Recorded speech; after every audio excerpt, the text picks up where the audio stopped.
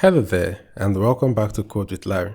In this course, we're going to take a deep dive into TanStack Start from the absolute beginning, and we're going to do that by building a full stack job posting application together. We're going to cover a lot of ground: authentication with Auth.js, route protection, server functions, API routes, database setup with Drizzle and Neon. We also have Tailwind CSS, shadcn UI, and a whole lot more. By the end of this course, you're going to have a complete working full stack application that you built yourself from scratch. Now, before we jump in, the code is available on GitHub, so please go ahead and clone the repository. The link is in the description. It's going to come in handy as we go through the project together. And while you're there, please start the project. It helps a lot. And if you're new here, welcome. This is Code with Larry, where we build real projects and actually understand what we are building. If this sounds like your kind of thing, hit the subscribe and turn on notifications so you're the first to know when we drop a new video. Alright, now let's get into it. The first thing we're going to do is to make sure that everyone is on the same page about what TanStack actually is, because there's a lot of confusion out there about this. Then we're going to open up the terminal, start from zero, and build this step by step. And if you're looking for a developer to build your SaaS, your startup or mobile application, AI application, or full stack application, don't forget to check out my Upwork. The link is in the description below. I'm a 5-star rated freelance software developer helping clients to build modern production-ready applications using React Native, Next.js, Supabase, Node.js, and AI integrations.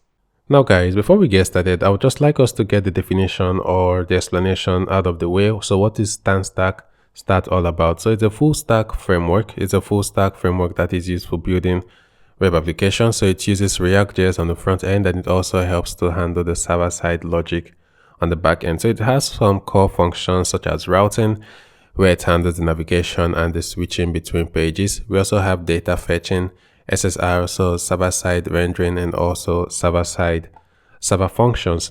If you come over to this Get Started section here, you're going to see that TanStack Start has two core dependencies. So it's built on two key technologies. That's the TanStack router, which is helpful for or useful for navigation, and also have Vite, which is also a build tool. Okay, so now how do we get started? How do we go on to create a TanStack project? So over here, we have two ways of getting started. If you scroll further down, you might see some examples, or if you come over here to the Getting Started section, you can make use of the CLI, or you can start from an example. So in our case, we are going to make use of, from scratch. We're going to build everything from scratch on our own, set things up so that we can understand what is actually going on under the scene. Now let's start. And the first thing we want to do is to make a new directory, which I have done. So I have created this job board folder somewhere on my machine. You want to do the same. So you want to create a folder where you would like to create this new project, and then you want to also cd into it, which is like come into that folder. You can open it up in Visual Studio Code or whatever IDE that you're very much comfortable with. And the next thing you want to do is initialize npm. So you're going to have your package.json. I'm going to keep the documentation side by side so that you see how things are working, because if you come back here, you would see that TanStack Start is in RC, which means release candidate. So things could change over time. So I'm going to open up my terminal and let's start from scratch. I'm going to make use of pnpm. So I would say pnpm init here, and then we're going to have our package.json. Cool. So the next thing we need to do is to add TypeScript configuration, and we're going to do that by creating a tsconfig.json file. So create a new file over here, which is going to be the tsconfig.json file. And you just want to take this TypeScript configuration and have it over here. So that's all the setup we need for now for TypeScript. I'm going to close all these files. And the next thing we need to do is to install the dependencies. So we need to install TanStack Start, and we also need to install TanStack React Router. So come back to your IDE here and paste in the installation. So because we're making use of pnpm, we're going to say pnpm add TanStack React Start and also TanStack React Route. So TanStack Start here is the full stack layer, and then the router is the engine that it is built on. So we also need to install Vite. So we need to install the Vite as a dev dependency and we also need to install the React plugin, Vite plugin. So I'm going to run both installation on one go. So back here in the IDE, let's paste this in and run the installation. So the next thing that we see over here in the documentation, we need to install React, and we also need to install React DOM. So say npm add React and React DOM. And if we come further down here, we see that we need to add the types here. So we need to add this TypeScript definition and then update the configuration file. All of those we are going to be doing. So say npm add -d TypeScript, the types for React, types for React DOM, and the types for Node.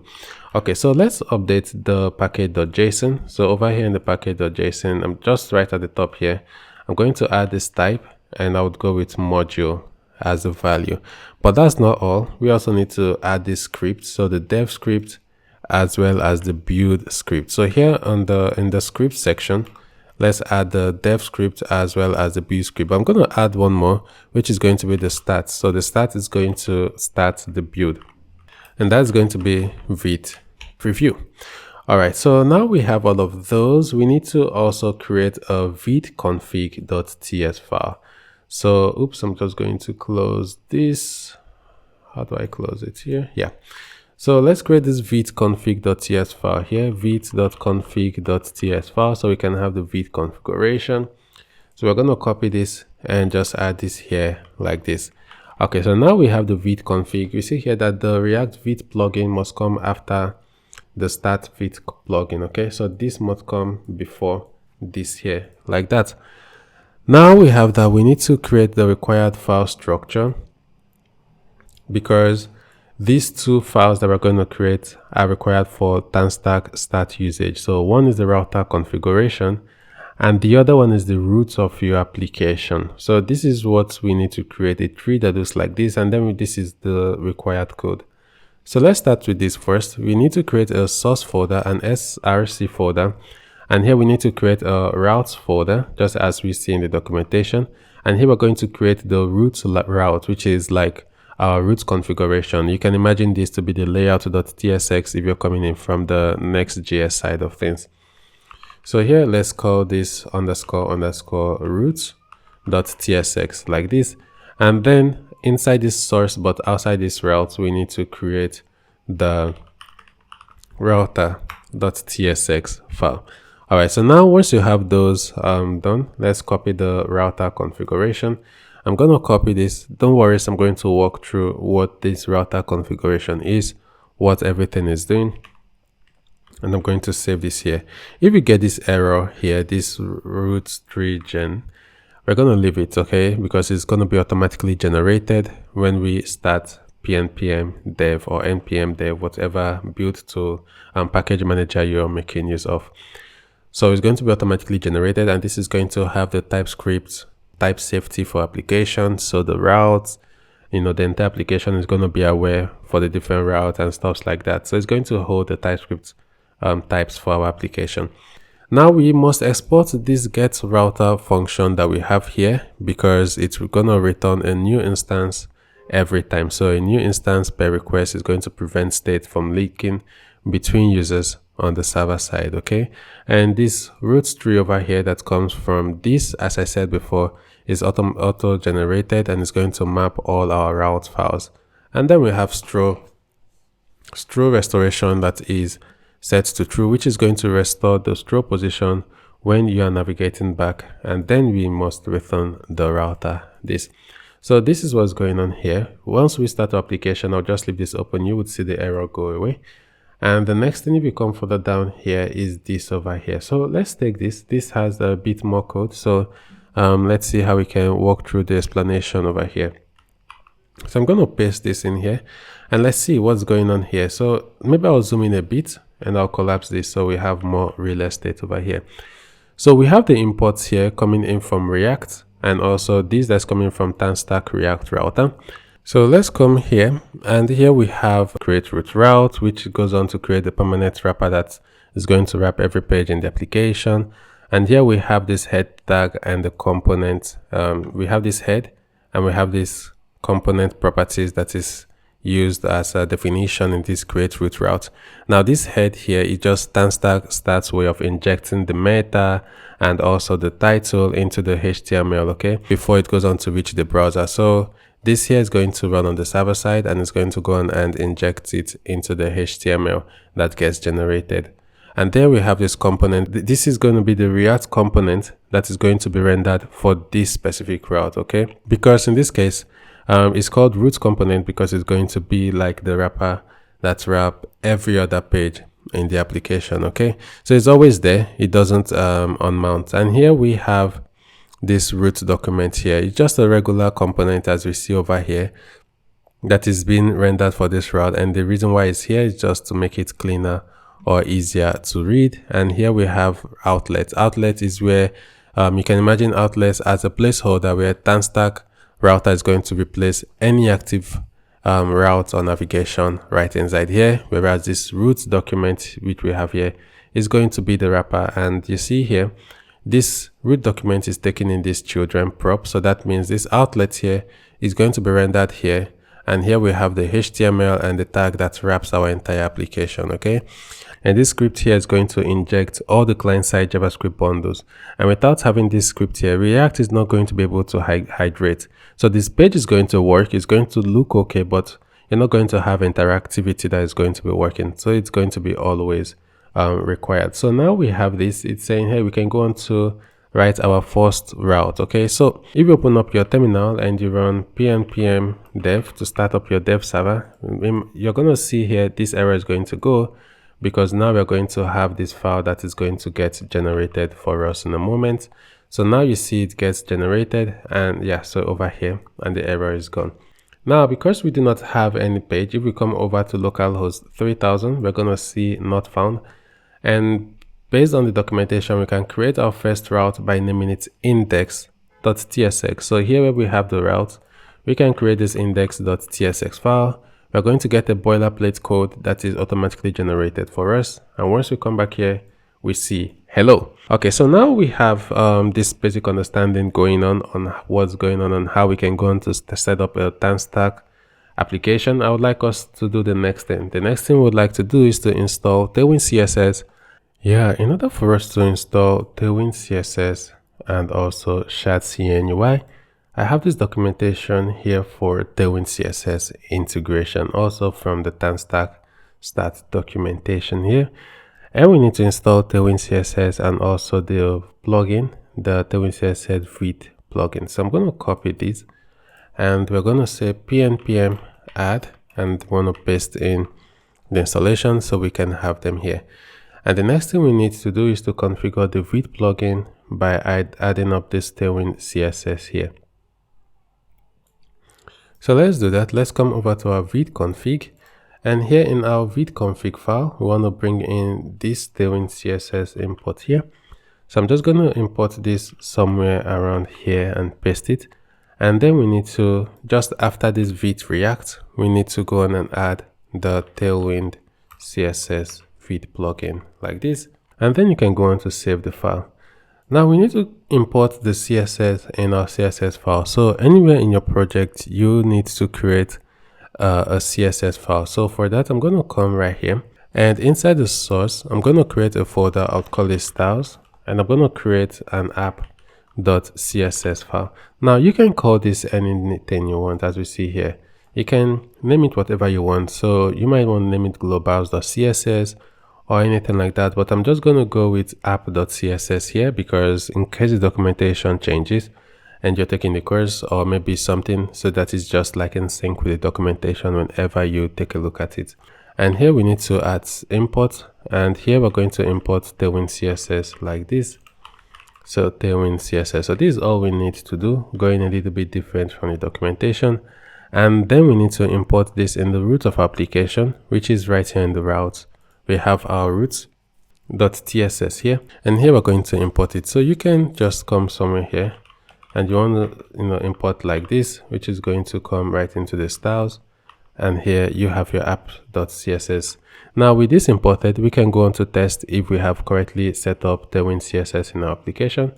And one way we can test it is by making use of it. So we're going to come right inside here, this body tag, and I'm going to give it a class name. First, I'll start with a bg gray of, let's say, oops, we already get the auto completion, so it looks like we have set everything up correctly. I'm also going to give it a min height of screen. So let's save this. Make sure your application is up and running, npm dev, and you want to refresh this over here. So give this a moment for it to build, and we should see the gray background here. So now we see it's working. I actually want to go with bg gray of 200, and everything is cool. Okay, so now we need to also have shadcn UI in our project. So if you come to the documentation here, the TanStack Start installation command in shadcn UI, we're going to start with pnpm dlx shadcn at latest init command. So I'm going to take only this command. We're not going to set up the presets and all those things, which you can actually do by coming here and doing this create here. So I'm going to open this up and quit the dev server for now, and I'm going to say pnpm dlx shadcn at latest init. And we're going to have some prompts, so just give us a moment for the prompts to come up, and we're going to walk through it. So I would also close all these tabs that we have open here. So now we should get the prompts. It asks us to select a component library. I'll go with Radix, and the preset we'd like to use, I would also go with Nova. And now if we come here, so we actually have an error. So I'm going to go or follow these docs. It just TypeScript path alias, so you're not able to find the path in the ts config. Let's open up the ts config, and all we need is to add this path here. So I'm going to copy this and just have this over here under compiler options. So I'm going to paste this in here, and we should no longer have the error. So I'm going to clear this and run the installation one more time, and this time around you should know the path on how everything is working in our application. So I'd also choose Radix and choose Nova. And now we should have our components.json, and we should have a preview button component that is going to get generated for us automatically, so we can test this out. We see installing dependencies because shadcn UI also has some dependencies that it makes use of. Now we have the lib folder with the utils, where we have the cn utility function. We have our components.json with our configuration. And we also have the app CSS that has been updated. So here the styles app CSS has been updated. And what else do we have? We also have the components UI button here. So components UI button. Let's test that everything works as expected. I'm going to come right into the index, so the home page of our application. And for demo purposes, I will just have this in a p tag for now. No worries, we're going to build out the layout, of course, of our application. And here I'm going to bring in the button from components UI button, and I'll just say hello again, and pnpm dev to start up the application. Now if we come back to localhost 3000 and give this a refresh, we should see this hello text, and we should also see this button here. Just to be double sure that everything is working as expected, let's have this variant and give it a variant of destructive, so we have a red button here, and we do. Now with all of these out of the way, the next thing we need to do is to set up the database schema, the different tables, and also migration. I'm also going to quit the development server, and because we need to run some installation, let's come over to the documentation. So we're going to come over to the Drizzle ORM documentation. I already have these docs opened up here, and here we have the installation commands. We're going to install Drizzle ORM, and we're also going to install at Neon database serverless. So let's take these two. Let's copy this, open up your terminal, and run the installation. So we're going to say pnpm add. Actually, I copied it both. So let's say pnpm add Drizzle ORM and also at Neon database /serverless. And we also need to have the Drizzle kit here. So pnpm add -d Drizzle kit here. So run the installation for that. And the next thing, we need to create an env file. So the root of our application, we need to create an env file. So I'm going to create .env like this, and we need the database URL. We're going to get the database URL in a moment, but let's paste this in here, and let's make sure that this env is not going to be pushed over to, let's make sure it's not going to be pushed over once we deploy our application, okay, to GitHub or whatever hosting provider you use. So I'm going to say pnpm init here, so not pnpm init, we're going to say git init, so that we can initialize git into this project. And now we have git initialized. We have this warning because you see we have over 10,000 changes here. So I would say yes. So we have this node git ignore here, and we have the node modules inside git ignore. And now you see the changes have streamed down to just 14. And now we want to also make sure we have our .env here like this, so it's grayed out. So make sure your .env is grayed out like mine. Now let's get the database URL. You can come over to console.neon.tech. I already have this opened here, and I'm going to create a new project, okay? So you see I just deleted the previous project. So I'm going to create a new one, and I'm going to give this a name of job board. So you can give this any name of your choice, board like this, and hit on create. So now we have this created. We want to be able to connect or get our connection string. I'm going to take this and copy this snippet over here. So this is going to give us our database connection string, which we need to use over here like this. So paste it in your .env file and hit save. So with this saved, whenever we want to make changes, we want to find a way to update this, our table that we have in our database. And for that, we need to set up the schema, and we are also going to set up some commands right inside our package.json, okay? So in our package.json over here, in the script section, I'm going to add another script for db migrate, and I would also add another one for generate. So the db migrate is going to make use of drizzle-kit over here, and it's going to call generate. Drizzle kit generate. But this is not just going to be drizzle kit generate, it's going to be pm drizzle kit generate like this. And the next one we're going to have is this should be migrate, not to generate. But I'm going to change this to generate. And then we're going to have migrate, because the actual workflow you would want to do in a production environment, you first of all want to generate the SQL. So it's going to check your schema and compare the changes, and then it's going to generate the SQL that you can use to run the migration. And then you want to run migrate, which is then going to update your database with the new migration. And the next thing you want to have is the push command. So here we're going to have db push like this, and it's also going to run pnpm. So it's going to run pnpm drizzle kit push.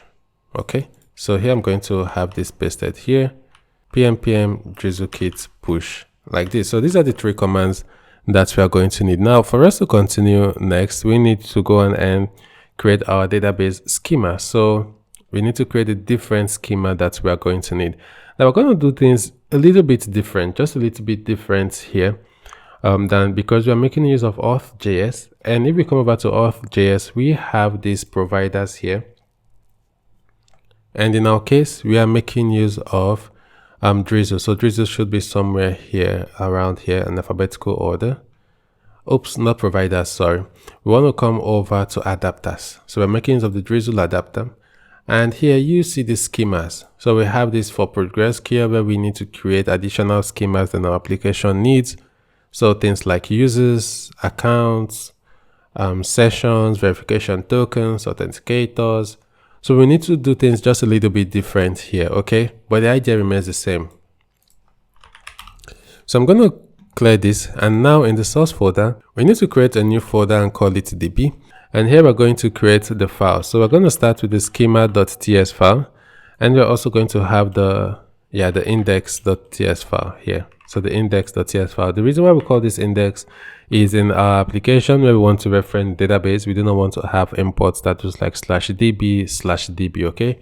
So we just want to have /db, and then we have the index.css file over here. So let's lay out the schema. I'm going to make this just a little bit quick over here. So I'll drop this in as we go. So I'm going to bring in all these imports first that we are going to need. The code definitely is made available on GitHub. So please do make use of it, okay? So please do get the code over there. Obviously we have errors because we are trying to bring in auth core adapters. So we need to install auth/core.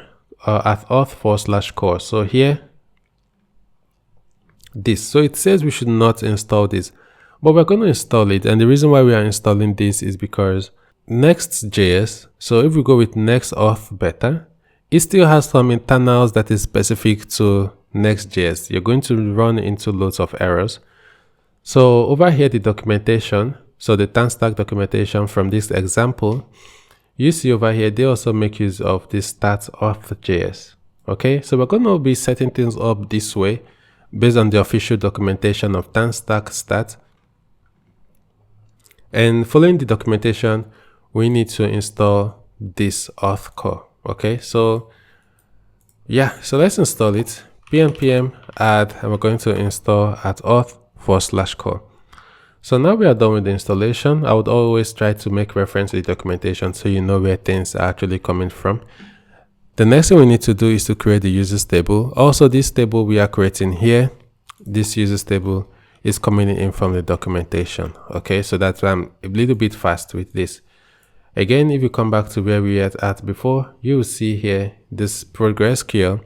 We have this users table, so it has the ID, we have the name, we have the email verified, we have the image. So it's pretty much the same here. So that's where most of this code you see is coming from. And I'm going to explain or leave comments like this where necessary. So when you have access to the code, you understand what's going on. And the next thing we need is accounts. Okay, so let's also grab the accounts, and then we are going to make use of it here as well. So just after here, I'm going to drop this in here. So the account, this account over here is creating a table in our database that is called account. So this object that we have here, like the user ID, the type, these are going to be the different fields under this table, the account table. Okay, so these are the different columns that we're going to have. So a table is made up of columns. Okay, so the next thing we need is sessions, just as we see here for the from the official documentation. So we're going to make sure we add the sessions over here. And what next do we need? We need the verification tokens. So I'm also going to take the verification tokens and add them over here like this. Now for our own application table, we're going to have just one schema, which is the job schema. Okay, so I'm also going to bring this in, but I'm going to spend more time explaining what is going on here before we continue. Okay, so this is our application schema because we are creating like a job board. So we're going to create a jobs table. It's going to have an ID. This ID over here is going to be of type UID, and then it's going to be randomly generated, and it's also going to have the primary key. We're also going to have the title here. So a job is going to have a title.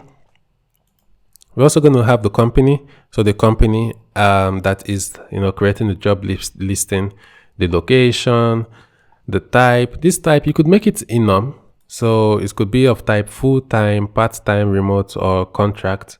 And then we have the salary, the description, the contact email, the user ID, as well as the created ad. Something you should know is for this user ID, it references the users table. So this users table that we have over here, it references it and it's going to link each job to the person that's created it.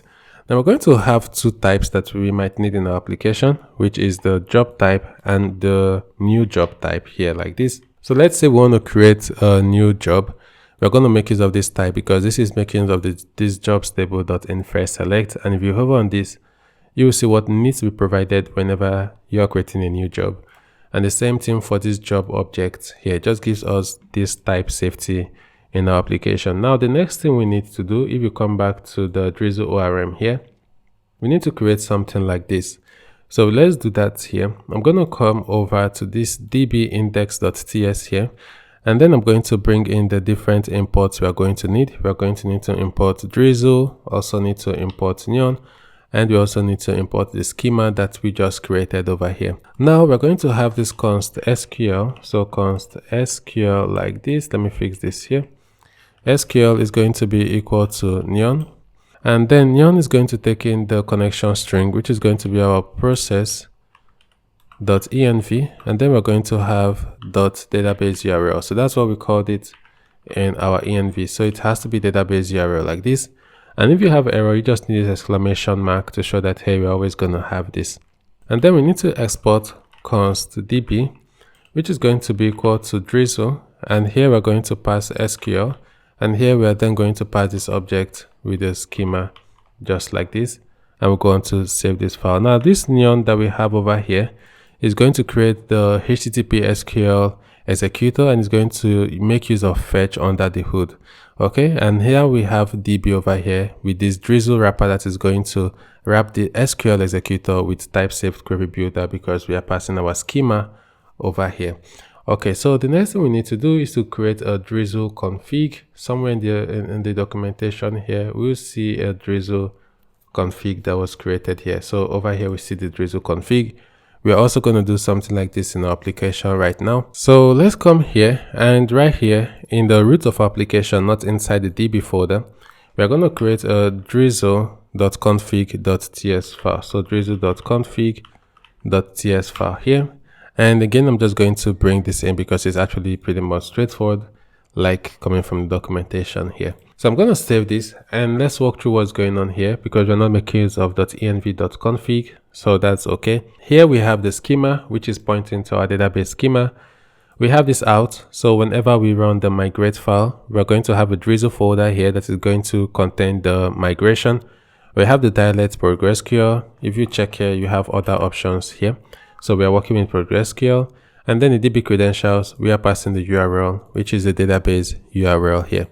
So now we are done with all of these, we can run the migration. Remember, in the package.json, we did set up this command. So if we say pnpm db like this migrate, it's going to scan the schema.ts and watch the changes, and it generates the migration. And you see here, your migration file is here. So in this output folder, in this Drizzle, we have this migration SQL that is over here. Now we can apply this migration on our database. So if you come back to the package.json, you can either do this db push, which is going to push directly here. So it's very much okay for production, but in development, but in production, you want to run the migrate command here. So we're going to say pnpm db migrate like this, and it's going to apply the migration in our database. It says no schema changes, nothing to migrate. Oops, that was because we, what was the first command we did go? Let me see the first command. So the first command was migrate. Okay, so we actually meant to run the generate command. So pnpm db generate, which is going to generate the migration. So yes, so we have no schema changes, nothing to migrate. Oops, so because, yeah, so we had an error. This was making use of generate. This was making use of generate. So this had to be migrate. Sorry about that. So please fix the typo that we had in the application. Now let's go over and run the migrate command again, because we have actually run the generate command. So now once we run the migrate command, it's going to apply the migration. You see, apply migration in this database, and once it is done, you just refresh over here. You're going to see about 5 tables, because we added 5 tables to the schema.cs. We're going to have 5 tables here. So let's give this a refresh, and we see the 5 tables listed here in a moment. All right, so while that loads, so we see the accounts, the jobs, the user, the session, the verification token, everything now lives here. Okay, so now we have seen how to set up the database inside of TanStack Start application. That's not all. How can we handle authentication? Okay. So how can we add authentication, Next.auth, into a new TanStack project? So for that, we're going to make use of this documentation here. Let me just show you this documentation here, this React example start basic auth, because this is what we're going to be making use of over here. So we're going to be setting all of these on our own. Then no worries, I'm going to be explaining what's actually going on here as we go.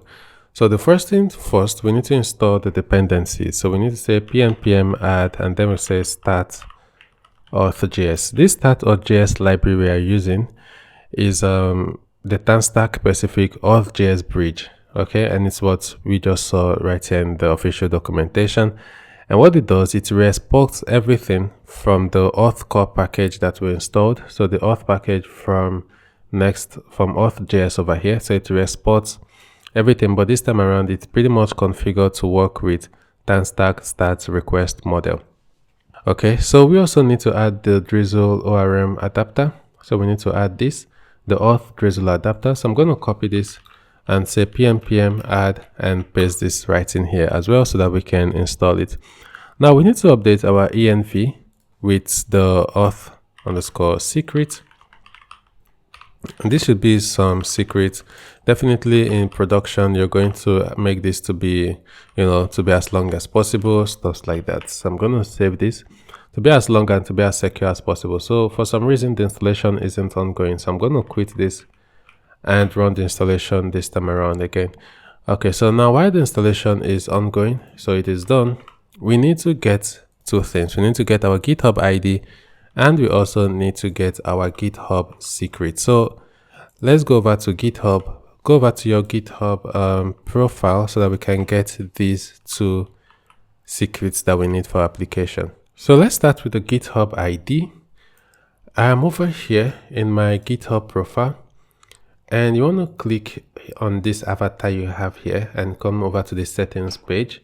And the settings page, we're going to have a section for developer settings, and you want to come over to OAuth apps and create a new OAuth application. Now you need to give this application a name. I'm going to go with the name of job board like this. And for the homepage URL, definitely we need to take this from here. So this is our homepage URL. We're going to use that here. And then how about the authorization callback URL? Now I'm going to get this from here, the Auth.js. So here you're going to see the authorization callback URL. It should be somewhere here under adapters.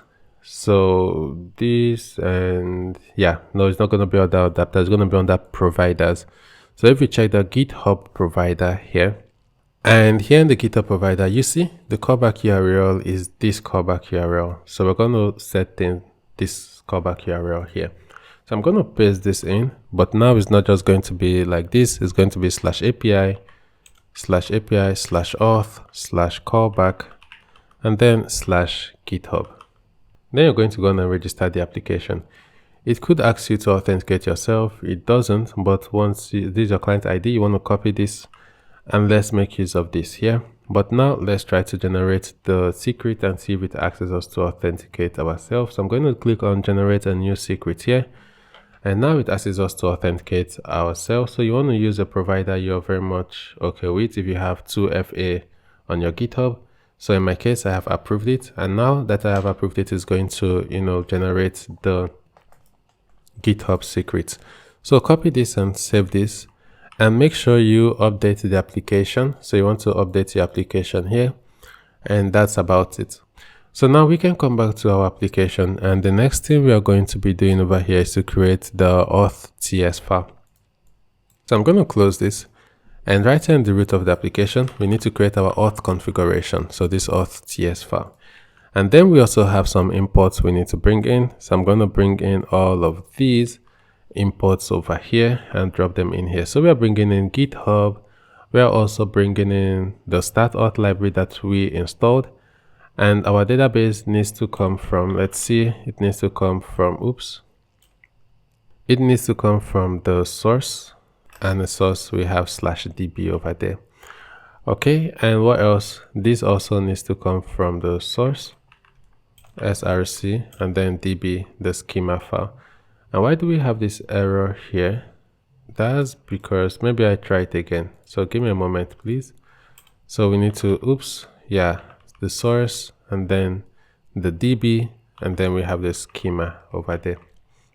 We have this error. I thought we did install the Drizzle adapter. Okay, let's install it again. Maybe for some reason it did not install, or maybe we did not install it. We want to say pm add @auth/drizzle adapter, which is then going to go on and install the Drizzle adapter in our project. Now we have this installed. The next thing we are going to do is to create the authentication config. So we're going to export const auth config. It's going to be equal to this object. Now we need type safety, so we do not just have some things, over here and it's going to work. We need TypeScript here. So we're going to say this is going to be of type start-authjs config. So start-authjs config is this type that we have here, and we already have error here because this is not known. Okay, so we want to use known properties like the secret. The secret here is going to come from our process.env dot, and remember we call this the auth secret. So this secret, you want to make use of it over here. Now we also need the adapter, and without this adapter that we have over here, the adapter is going to try to guess the table's name and then it's going to get it wrong. Okay, so let's have the adapter option here, and this adapter is going to be the Drizzle adapter. And this Drizzle adapter, I see it takes in the DB, so we're going to pass our DB over to it, and then it's going to pass this schema configuration here, so it doesn't guess our database tables names. That's what we are doing over here. All right, so let's go on to pass our tables name. So we have the users table, and the users table is referencing the users here. We also have the accounts table, which is going to be referencing accounts, and we have the session table, which is going to be referencing sessions, and lastly we have the verification tables token, which is going to be referencing the verification tokens that we have over here. Now we still have errors because we are not having the provider, but once we have the provider, we are not going to have any error here. Now we're going to have error here, which has gone because we are going to pass a list. So you could have, let's say, the Google provider and things like that, but in our case, we make use of GitHub provider, and GitHub provider is going to take the config, so such as the client ID, which is going to come from our process.env. And what did we call it there? We called it GitHub ID. So whatever you called it, you want to make use of that name over here. And then it's the same for the client secret. It's going to come from the process.env. And what did we call it? If we come here, we call it GitHub secret. So we're going to copy this and we're going to use this over here like this. Now we have callbacks, which is also another option that we have here, because the default session that we're going to have is going to have only name, the email, the image, and we need to be able to add the user ID because we're going to need it further down the line. So let's have this callback here, and that's where we can do things like this. So we have this callbacks, and we have this session, which is going to be this method with the params here. And the params that we saw from this tooltip that did come, we have the new session, the token, and the user. We need the session, and we also need the user over here. And we need to return the updated session. So here, if we return session, we do not have much gain because we get the session and we return the session.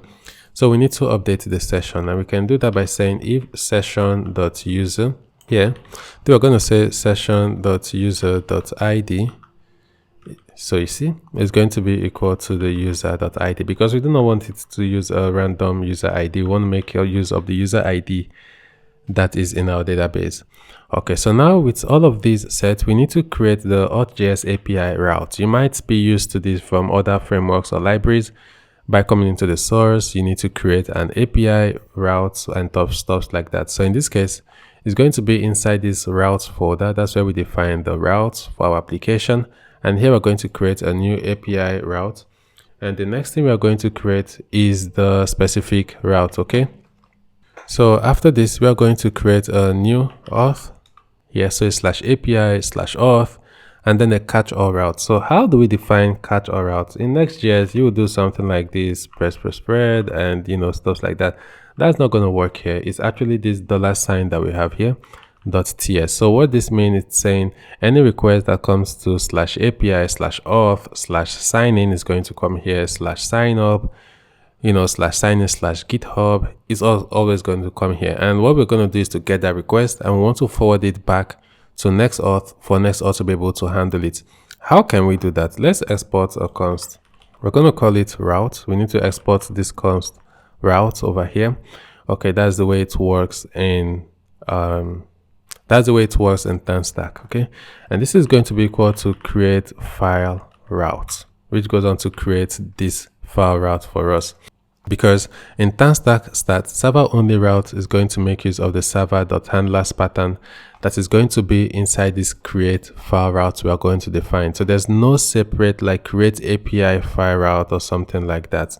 So here we have this create file route. We're going to pass in the path. And for now, we just say / because we haven't gone on to save our application. So it's not aware of this route, but something is going to happen now. So it knows we have only the home page. But if we just come here and say pm dev just to start up our application and come here to refresh, you're going to see that TypeScript is going to be able to pick up the fact that we have this dynamic route. Definitely we have errors because we haven't set things up anyway. You see expected route export in this. But you're going to see now, if we continue, I'm just going to quit this for a while.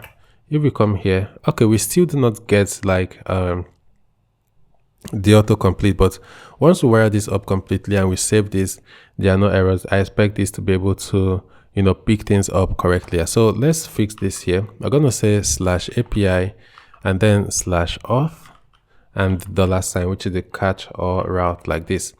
Now we're going to have the after the path, we do not have to pass any configuration here. We're going to call it like this, and we're going to pass the params option. So this options is of type param options.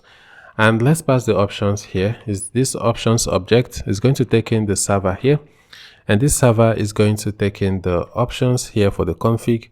And here we're going to have the handlers. And this handlers is going to then be the different route handlers. So things like get, things like post.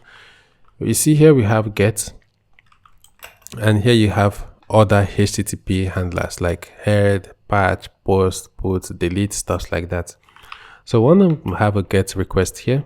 And here we need to get the request object, and we're going to call it or forward it back to Auth.js. So how do we forward it to Auth.js? The first things first, if we can destructure here, and you can see we have access to Next, the context, the params, but we want to get the request, and we're going to return the handle auth. Handle auth is going to be coming in from the start-authjs. So let's import it. We're going to import handle auth, and handle auth is going to come in from start.authjs like this. And from handle auth, we're going to pass in the request, and we're also going to pass in the auth config. So I don't know why we have the error over here. I'm going to come to it in a moment. So our auth config, that's going to come from the page that we just set up here. So why do we have this error over here, this handle auth error? Start.js has no exported member handle auth. So let's double check the documentation here. So I'm just going to collapse this so we can quickly double check the documentation. And from this example here, which is where I get this code from, you see we have the routes, they have the API, they have the auth, and then they have this $.ts just as our application. And it's actually loading up. So let me expand this for a while. And we have something went wrong. So I'm going to come back and just give this another refresh. Okay, so for some reason, if I come over to the API auth and here, you see I just get something went wrong. So it doesn't load up for me. I also try connecting to a VPN, things like that, and it's not just working. Okay, so we're going to try to figure this out. I'm just going to collapse this and come back here. And let's do this control spacebar, and let's say something like handle or auth handler. Do we have something like this? Auth handler, do we? No, we don't. Okay, so what we're going to do, we're going to go to the definition here so we can see everything that we have or things that we can make use of. And based on what we see over here, I think we need to look for, let's see, start.js. So start.js, you see, we have this handler here. So let's come in here, and it takes in the config, and it takes in so the config or context here. All right, so I think this is what we need to make use of. So yeah, things, you know, a little bit different here. So let's make use of start.authjs like this. And rather than have the handle auth here, we're going to call start.authjs. And start.js, we have this error. Okay, so let's come into the start.js again. So based on what we see here, this start.js, it is like it's a factory function. So we see start.js over here. It's a factory function. So what it means, it returns an object. Okay, so we're going to make use of this here, just, you know, trying to go through the documentation ourselves because, you know, I got that error in the documentation and stuff like that. So what we're going to do here, we have this handler. So I'm going to get rid of everything here, or actually I'll start from here and say const auth is going to be equal to, and then we say start.js, and in here we're going to then pass our auth config that we created. So this object that we created here, you can just come here and just see. So this auth config. So now we pass it here. We have this auth, which is the start.js handlers. Okay, so right here in the handlers, we're still going to call get, but this time around, we are going to have this auth here. So we're going to call auth, and we're going to call auth.get like this, and auth.get is going to take in the context, which is the auth request context. So the context here is going to be the request, just like this. And that's the way we can make use of it. So we have been able to figure it out. And next is going to be post, and it's going to also take the request, but now it's going to be auth.post like this. This time around, I'm going to save this file, and we should no longer have any error. And this error we have here should also resolve. Okay, so let's refresh our application. Fingers crossed this time around. You see, the error resolved because we do not have any error, and it's aware of our path. So TanStack Start is aware of our path, or TanStack router. If you refresh here, you see now we have two paths in our application. We have this API route, and we have our home page. So by the time we have more pages, we are going to get this type safety in our application. Okay, so we have been able to set this up. The next we are going to do is to create a session helper, which we can use to, check. So session aware in our application if we have a user that's authenticated or not. And for us to do that, we're going to come right inside the lib folder. So the source or the lib folder, I thought it was inside the source. Okay. I think it should be inside the source folder. Maybe we create another one inside here, because I do not just want to break the shadcn UI setup. So I'm just going to leave this like this. We're going to have this lib folder here. We're going to create this get session.ts file here like this. And let's bring things up. I'm going to bring in the start get session, and also I'm also going to bring in get request, all of these. So this get session is coming in from start-authjs, and get request is coming in from React Router server. And we also need to bring in our auth config. So I'll let the IDE import that for us. Let's export async function, which we're going to call get current user session like this. And this is the function definition. So const request is going to be equal to get request. So this get request that we have over here. So get request is going to read the current HTTP request of the TanStack async context, and this is going to work anywhere on the server. So the loaders, I know we haven't discussed loaders yet. We're going to come over to loaders, server functions, before load, stuff like that, and we're never going to need to pass the request object manually. So we're going to say const request is equals to get request, and we want to return this get session. So we want to return get session here, and then it needs the request and also the config. So we're going to pass the request and also the auth config, which is going to come in from /auth, and then we save this file. Now what is going on here? What is this get session request auth config? This get session function over here is going to read the session cookie from that request, and then it's going to return the session object if we have a logged in user, or it's going to return null if there is no authenticated user.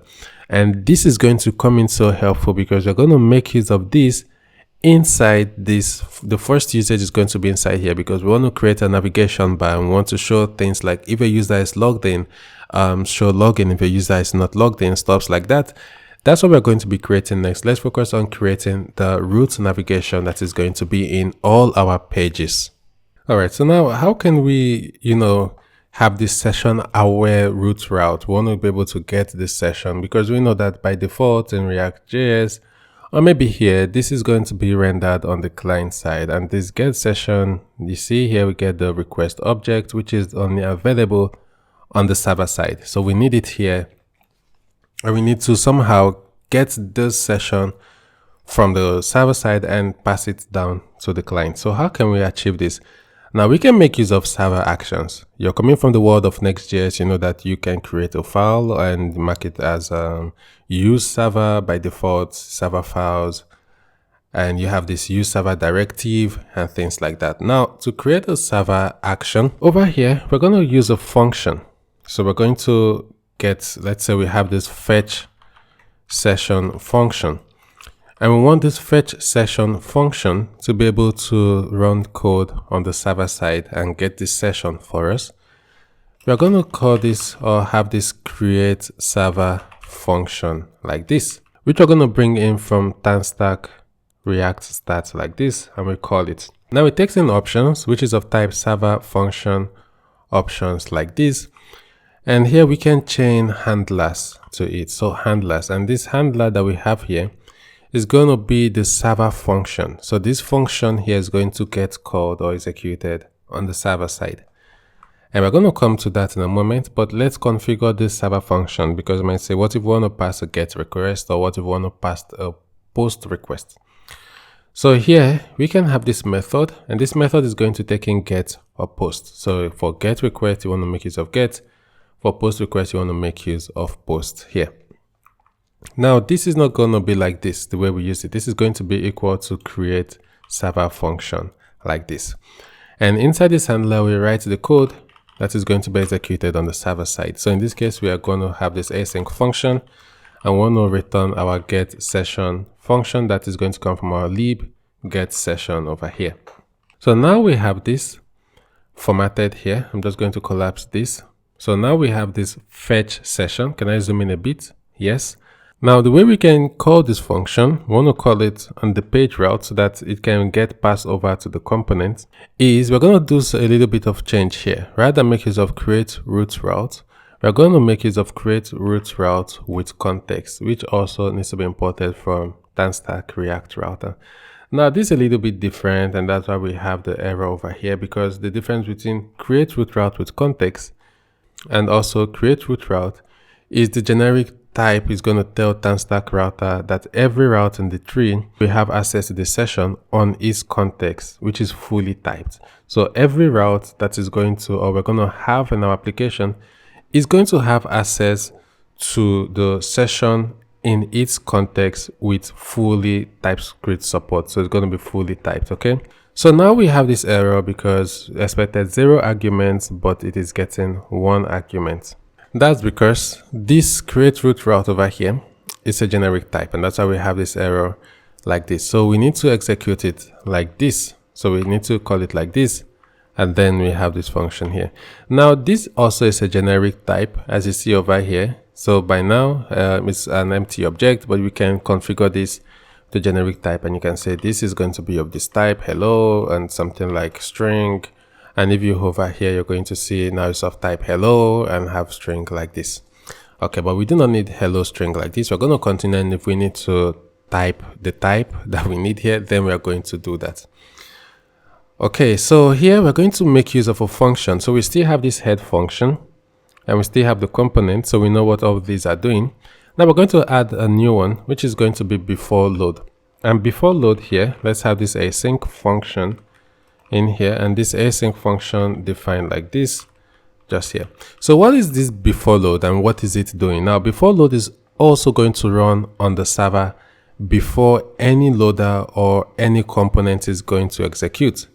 And what we're going to do in here, we are going to return the session object, and returning session object here is going to put that session object in the route context for the whole tree. So child routes are going to access it via the context.session, and you wouldn't have to do things like prop drilling. Let's say you want to pass sessions, you just have access to it in the page. We're going to see this, how it's going to come in very helpful. But here we're just going to do session like this is going to be equal to await, and then we're going to call this our fetch session function, which is going to run this on the server side. So we're going to call await fetch session like this. We're not going to pass any options, and then we want to return the session object here. Okay, so now we are returning the session object. How can we make use of it starting from this root component? The way we can make use of it, or to get access to this session right in here, is to come here to the root component. And here we have the root component. Remember that this is a component here that we are passing to this create root route with context, or you can always also make use of create root route. We're going to say const like this is going to be equal to, and then we're going to say route, and you want to call use route context like this. So this use route context is going to read the context that is returned from this beforeLoad. So it's going to read this context that is returned from beforeLoad over here. Okay, so now we are here. If you destructure like this, you see we have access to the session object here. And with this session object, we have our outlet. So that means we can define our navigation here. And once we have our navigation defined, we are still going to have the outlet. So that means every application every route in the application is going to have this navigation we are going to define over here. So I'll try to bring this in step by step so we do not have to type out all of these. So let's start with the navigation. So over here, I'm just going to have this first off. So I'll paste this in here and I'll close the nav over here. And we also need to import link. Link should come in from TanStack router. And then we have this class name for the job board. Let's save this. Let's log the session to the console so that we can see how we are doing. So console.log session and also have session over here. I know I have a typo, but I'll just leave it for now. And pnpm dev like this. And let's give this a refresh. So we wait for this to load and we should see this session over here. So let's give this a refresh. Now base path.replace is not a function. Okay, so we get an error. So guys, I did lots of checking just to find out, what's wrong or why we are getting this error. It was due to a version mismatch. So what I'm going to do, I'm going to say pnpm add, and I would say at auth like this, and I'll say /core at, then the version wants to install at 0.41. I think 0.1 or 0.2, but let's go with 0.2 this time around. Let's run the installation. And then we're going to check our package.json. So this got added and this got removed. So it looks like it works this time around. So let's verify our package.json and let's search for the auth core. And now we have the auth core version here. I just want to double check because this was, lots of stress just to install a package. And yeah, so it looks like everything is okay. Now, if we pnpm dev to restart our application, finally, we should see this, and maybe I fix this bug now that we are in the business of fixing bugs, and I'm also going to refresh this over here. So let's see if we still get this error. We shouldn't. And finally, we have been able to fix the error that we have over here. Cool. Okay, so now with this fix, we're going to continue and map out the remainder of our navigation section. All right, so let's map out the remainder of our navigation section. I'm just going to zoom out so we can see the full code over here, because I'm going to be dropping them in. So the next we're going to have is the link to browse the different jobs. So to /jobs route that we have in the application. So I'll bring this in, and I would also cover this div that we have over here. And now if we, we have this error here because we do not have this /jobs path over here yet. So remember when I told you, you see /jobs is not assignable to this path or this path. So it doesn't yet know because we haven't created that path over there yet. So that's why we are having this error over here. So we're going to fix it in a moment. No worries about that. And the next we're going to then have our check because we saw that session is undefined. So session is null. So we're going to check the session.user. So if session.user, which we do not have yet, if it is true, we're going to render a component. Otherwise, we are going to render something else. Okay. Now, if session.user is true, what do we want to display? I'm just going to multi-line this here. What do we want to display? We want to display this div here. So that means we have a user. We want to take the user to the dashboard where they can see their listings. We also want to take the user to a place where they can create a job. And we also want to display the user image. That's if they have a user image. And then we want to display a link that they would use to sign out. So I'm going to drop all of these here just like this. And let's not forget to have the closing div over here.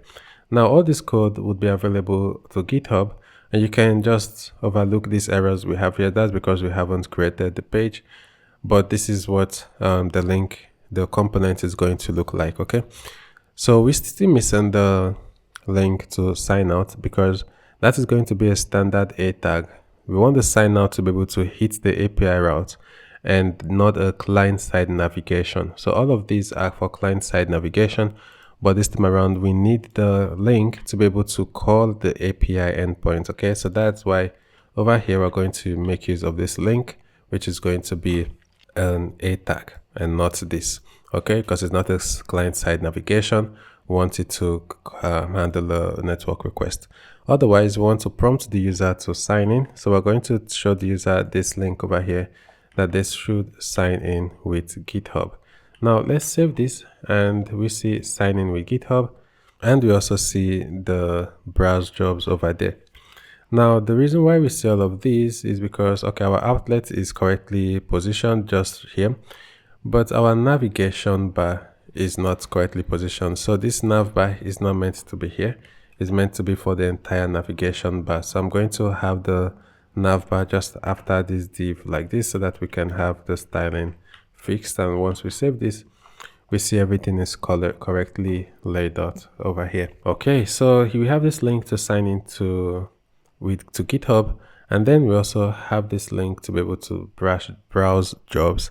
So we haven't created that yet. We're going to create that in a moment. Okay, so that's it for the navigation section, and yeah, so that's it for this. Now we're going to update the router so that we can also pass the context over to the router. Okay, so now we have all of these. No worries about these errors we have here. Why do we have this error over here? So that's because string are undefined. Okay, we just need to add the exclamation mark here, and we also need to add the exclamation mark here, and this should no longer see it as string or undefined. Type string is not assignable to this or undefined, so maybe let's cast it as string. So as string like this, as string like this, and over here let's also cast it as a string. So I'll come here and also say as string like this. And why do we still have the error? Okay, I'm going to come back to this error in a moment. So okay, so now we're going to come over to our router.tsx file. So here we have our routes, and here in the router.tsx we need to be able to add the context. So we have the scroll restoration because this is the configuration for the routes. Okay, so now what we're going to do here, we're going to add this context property over here. And do we get a hint? No, we do not get a hint here. So this context goes on to provide the initial shape. Okay, so the beforeLoad that we have in this root.tsx file here. Maybe I'll just close others so that it's easier. So the beforeLoad that we have right here in the root.tsx here is going to go on and fill the real values. Okay, so then once fill the real values, this router over here, we can say it's going to be or have this session over here. So this session initially is going to start at null, and then the route beforeLoad is then going to go on to replace it with the real value, and it's going to be available on our entire route tree. Okay, so here we have session, which is going to start as null, and here is going to get replaced, if it all makes sense, with the real value. And then now the entire application is going to have access to it. Okay, so that's basically it. Now we just need to fix this error that we are having over here, and let's do that right now. So this error over here, I think it's just type. This is not assigned to type provider. Okay, so the GitHub is not assignable to this. Okay, so I think it's just a type mismatch that we're having over here. I'm going to cast it to, let's say, to any type here, and the error is going to go because we are like hard coding it over here, casting it to any. But if we have any issues integrating GitHub, then we're going to, take a deep look into the error. So I'm going to save this, and now pm dev, let's go on to test everything we've done out in terms of setting up authentication in the application. I'll just leave this open just in case we have an error. We still have our logs from here, which is currently null, and let's sign in with GitHub. So now it brings us to the auth, so API auth sign in page. This is the default page we're going to get because in our case, we are not like in the app.auth.ts. We have this option for pages, and you can define the different pages that you want to have in your application. But in our case, we are going with the default page over here. So if you're familiar with Auth.js, you would know how to configure the page in case you want a different page. So I'll say sign in with GitHub. And then it's asking me if I want to authorize this. So I'll authorize. And now this is where we expect this to no longer print null. We expect the value over here to be populated with the real user value, and it is populated with the real user value. We see over here, we also have the sign-in route, and once we try to sign in, because we made this an A tag, so not for internal linking on the client, we actually are going to send a network request, which is going to come into our application. And once it does come into our application, Auth.js is going to sign the user in. is going to log the user out. So Auth.js is going to come into this route here. So this routes API here, and then it's going to handle the sign out automatically. We do not need to do any extra work for that. So let's try it out. Let's try to sign out, and it asks us to confirm. I would hit sign out again, give this a moment, and now we see null. So our application is working as expected. It's okay if it casts this to any, sometimes TypeScript, and with the different version mismatch we have had. This is just one of those cases, and our application is working as we expect. Okay, so now we have our application working as expected. We are going to go into routing fundamentals in principle, so we understand entirely how routing works, because we have different routes here that are throwing errors. Okay, so we have seen how routing works in TanStack Start. We have created some routes so far, but there's actually more to what we have done. So we have seen how to create the index route over here. So the slash path, this is for the index. And then for static route, let's say we want to have an about us page, we can create slash about, which is going to go to our local domain. Slash about is going to load the context of that page over there as well. We also have the dynamic route. So in this case, we are making use of dynamic routes here, but let's say we want to have an ID as a URL param, okay? Then we're going to have something like job ID, which we're going to also do in a moment. And then we also have wildcards. So this is what we are doing over here, which is going to match anything that is unmatched over here. So slash API slash auth slash sign up, sign in, sign out. They are all going to come right inside here. So let's create the different routes over here, and you're going to see automatically these errors that we have over here, they are going to go. So I'm going to just close others while I leave this open. So we need slash jobs, and how do we create it? Just right here inside the route, it has to be inside this route. We are going to create this jobs folder, and inside this jobs folder, we need to then create the index.tsx. So slash jobs slash index, we have the default, and now you see this error over here is gone. So that has been fixed. We also need to do the same for slash dashboard. Okay, and to do that, just right here, it's a static route, so we do not need to create the file. You can also do that, create the file and the index.tx. But right here in the routes, we can just say the index.tsx. Oops, sorry, not the index. We can just say the dashboard.tsx over here. We have this by default, and the error here, you see, is gone as well. So how about slash jobs slash new? The idea remains the same. Right inside here in the jobs, we just create the new.tsx. We're going to have all of these by default, the create file route, and all of these, and we have this yet. And now we no longer have any errors over here. How about the job ID? Because you want to also come over to job and that specific ID. Again, the idea remains the same. Over here in jobs, now we're going to make use of the $, and then we're going to go with job ID.tsx. Now this job ID is going to be slash jobs slash job ID. This is how we can retrieve it. So $, and the job ID is going to load the job, and then that specific job here is actually going to be available in the URL param, and it's automatically typed for us as well. Okay, so that's pretty much the different routes that we need for our application. Now we have all these applications routes that has been created here.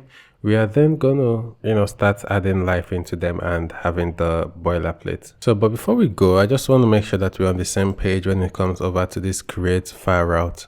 I think we must have defined it here, and we don't make use of this, so I'm just going to get rid of it. I think we must have defined it here. Maybe we did change things when we were discussing the create root route and then the create root route with context. But over here, you have this create file route, and what it does, it's a TanStack, over here from React router. So it's a TanStack router function, and it just goes on to create this type safe route definition that is tied to a specific file. So in this case, all these our files that we have over here, and the string that we pass to it here must exactly match the file path that is being defined in this route directory. So in this case, jobs, the job ID, it has to exactly match. And we can have things like loader, which is going to run on the server and client on navigation, and it fetches data before it's displayed, just as we saw over here. So we've seen this before load, we have discussed it, but we also have access to loaders, and this loader here is going to run on the server, and we can have this async function. So let's just say something like this. We can have this async function over here. And let's say we want to get a specific job by ID. And over here, we're going to be able to destructure. And what do we destructure? Params. Okay, because we're going to have params.job ID. And from params, if you go one level forward, you see you have job ID. And that's because we named this job ID. So we have access to it here. And you can go on to fetch the job. Let's say you want to make use of a function that is called on the server. Again, just as we did here, this create server function. But in this case, let's say we want to return an object like this that has the job ID, and you want to, want it to be maybe /job/2 or whatever that you have, defined over here. We also have access to validate search. So validate search over here is going to validate and also pass the URL search params. So let's say you have something like search, you're going to have access to search over here. And this is the function definition. Do we have the type for this search? Let's hover and see. Yeah, so it's an object that's going to be of type string and the value is unknown. Okay, so here you can have something like page number. So let's say, let's say you want to have the page number here. So you can have the page and you can cast it to the number because it's going to be a string. And then you can say search.page, just like this, or you want to cast it auto default to 1. Now this over here is going to go on to validate and also pass that URL search param. So this is a case where you have something like this. This is a case where you have something like page like this and it's equals to 1, or you have something like filter and filter is equals to, let's say, open, stuff like that. You're going to have access to it within this validate search param. Now we do not make use of it here, but this is just to go on and give you an idea. You need to return. So here you need to return. So I'm going to cut this, put this here and paste this back in. So in this case, we're returning this object over here. Okay, so this is just the basic. Now we're going to start by setting up the index route of our application, which is this page. For now, we just have this. So let's go on and fix it. Okay, so we're going to set up the home page of the application. Let's close all. Let's come right into the routes and we have the index.tsx file over here. So this is our home page. For now, we just render hello and this button, which is not something we always want to do. I've also walked us through this create route file. So you see it's a function that calls another function like this. So that's how it's been defined. It takes in the exact path. So the index is being translated into / here. And here we have the component, which is this root component. You can call it the home page, whatever name you want to call it is totally fine. But I'll just go with this name here. So what do we want to return here? I'm going to bring in this JSX. It's actually straightforward here. We're not spending so much time writing JSX. We just want to understand how TanStack Start works and build an interesting project along the way. So in the meantime, I'm just going to give us some time to, copy the code or get it from the GitHub. Just paste it in here and yeah, let's continue. And we need to bring in link from TanStack React router. So let's bring it in for our client-side navigation. And then we have this find your next row, browse hundreds of jobs from top companies. Now this browse jobs is going to go over to /jobs over here. So once we click this, we go over to /jobs and we see hello jobs here. Now is this, if we come over to the root, so is this protected? Let's see. No, it's not. So any user can visit this. If you're authenticated or not, you should be able to visit this. But we have like the listings page, the browse, the posted job page, link, which are actually hidden. Okay, so let's continue and I'm going to collapse all of these. I'm going to shrink this here. Okay, so the next thing we're going to do is to create the job index page, okay, which is this page over here. So jobs, and then we have the index.tsx, which for now says hello job. Now we're going to have this div here and this h1 over here. We already understand what all of these are, okay? So this, now you might notice something here. We have this /jobs and we have this training / over here. Now with this training / this is the index of the jobs folder and that's what it means. And without the / it's going to try to match a file that is named jobs.tsx. We do not have any file name called jobs.tsx here at the root level. So since we have jobs and we have other folders here, you always want to go with this because it's called index. So when you name it index, if we save this, Now we're going to, you see we already have an error and it fixed it automatically for us. It did not even allow me to save this. So here you see we get the error and we have errors other places of application because it doesn't know this. If we save this, it's going to automatically save it, fix it back for us, which it did. So that's just something you should have in mind here. So we're going to return this. I'm going to paste this in here and I'm going to close this here. Now this is simple for now.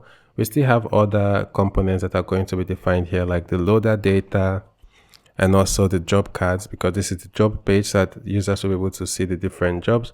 But for now, we're just going to render this H1 that is going to say browse jobs. Now let's continue, and the next one is going to be for the job ID page.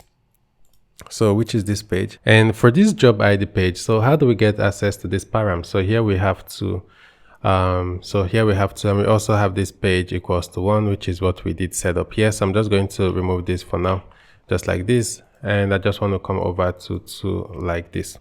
All right, so now 2 is just going to load. And how do we get access to this 2? So the ID or the params that we have over there. Now to do that, we're going to say const, we're going to destructure this, and this is going to be equal to route.use params, just like this. And if you search, you're going to make use of route.use search. Now we call this, we can also pass some options, but here you see we have the job ID without having to manually, maybe you're using Next.js without having to manually come here or somewhere and just start having to define params is equals to this and stuff like that. Automatically we have access to the job ID here. We can dynamically reference the job ID here, and then hello 2 because we have the job ID of 2. Now we do not just want to display hello 2 for now, but we're just going to say job like this and say the job ID listed here. And next we're going to work on the details on this page. Now there's something else I want to show us is 404 page, because we have these jobs inside the routes. We have the API routes, so we have this job route. But what if we want to go to localhost 3000/something that we do not have in our application? We see not found, which is totally fine as we do not have this page defined.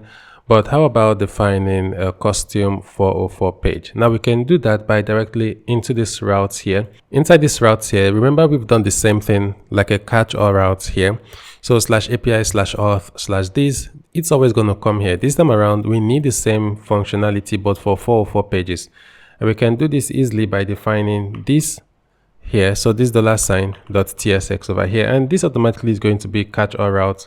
And we see hello this because now any route that we do not define here is going to come in here as a fallback. Now we're going to define this here, and we're just going to have this JSX over here, which is pretty much straightforward, and it's going to have a link that is going to come back to the jobs page. So I'm going to collapse this so that we can copy and just type all of these out over here. Now let's not forget to bring in link from TanStack router, TanStack React router. And once we save this, we're going to see this page does not exist. Browse job instead, and clicking here is going to take you back to /jobs here, which brings you to this page that we haven't created yet. So that's it for creating this job ID page.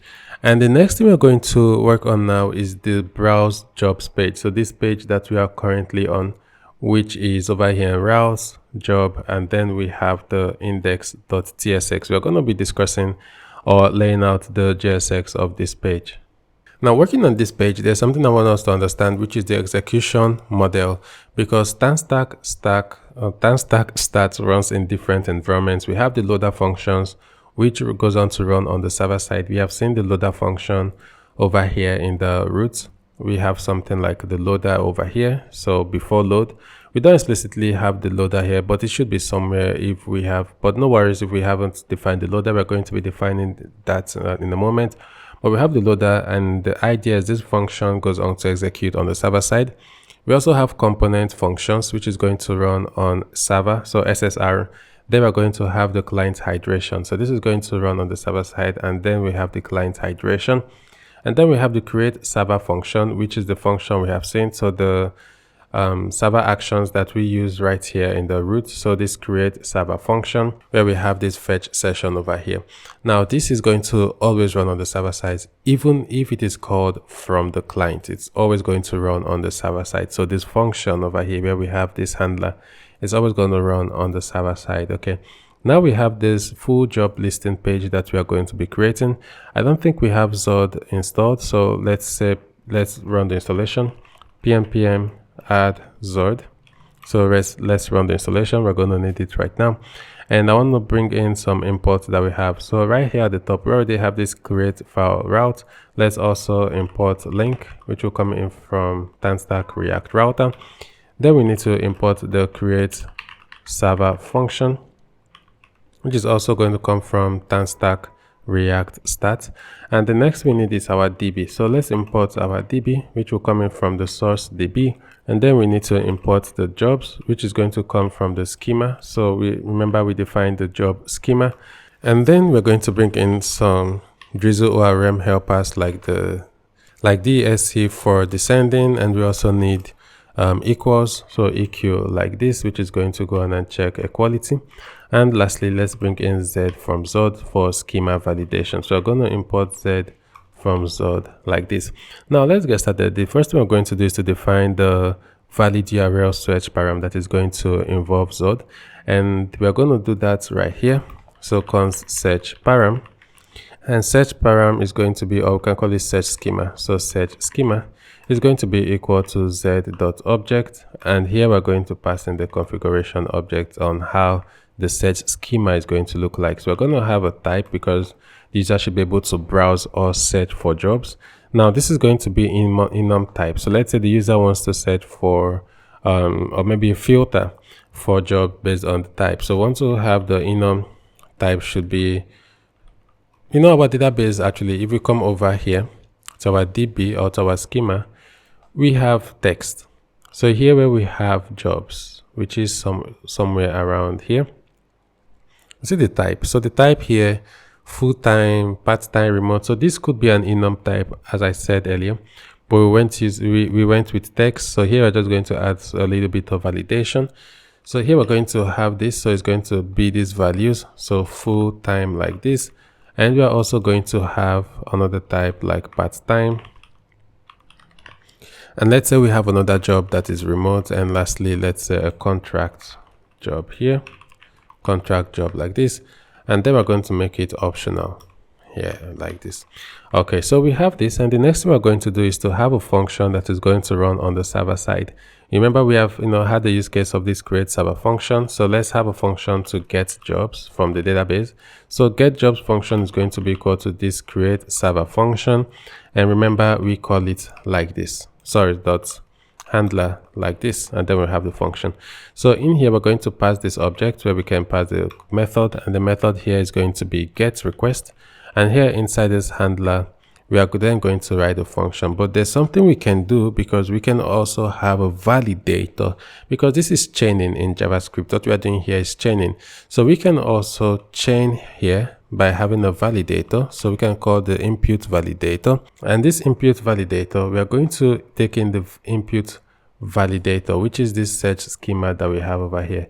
So let's have the search schema just like this, and we do not have any error. So if you hover on this, you can see this input validator is going to make sure that this function that we write inside here is being validated based on this search schema validation that we are defining over here. And this handler, that means if this validation passes, we are not going to have any errors, but we're going to have a data, and that data we're going to have is going to have a type property.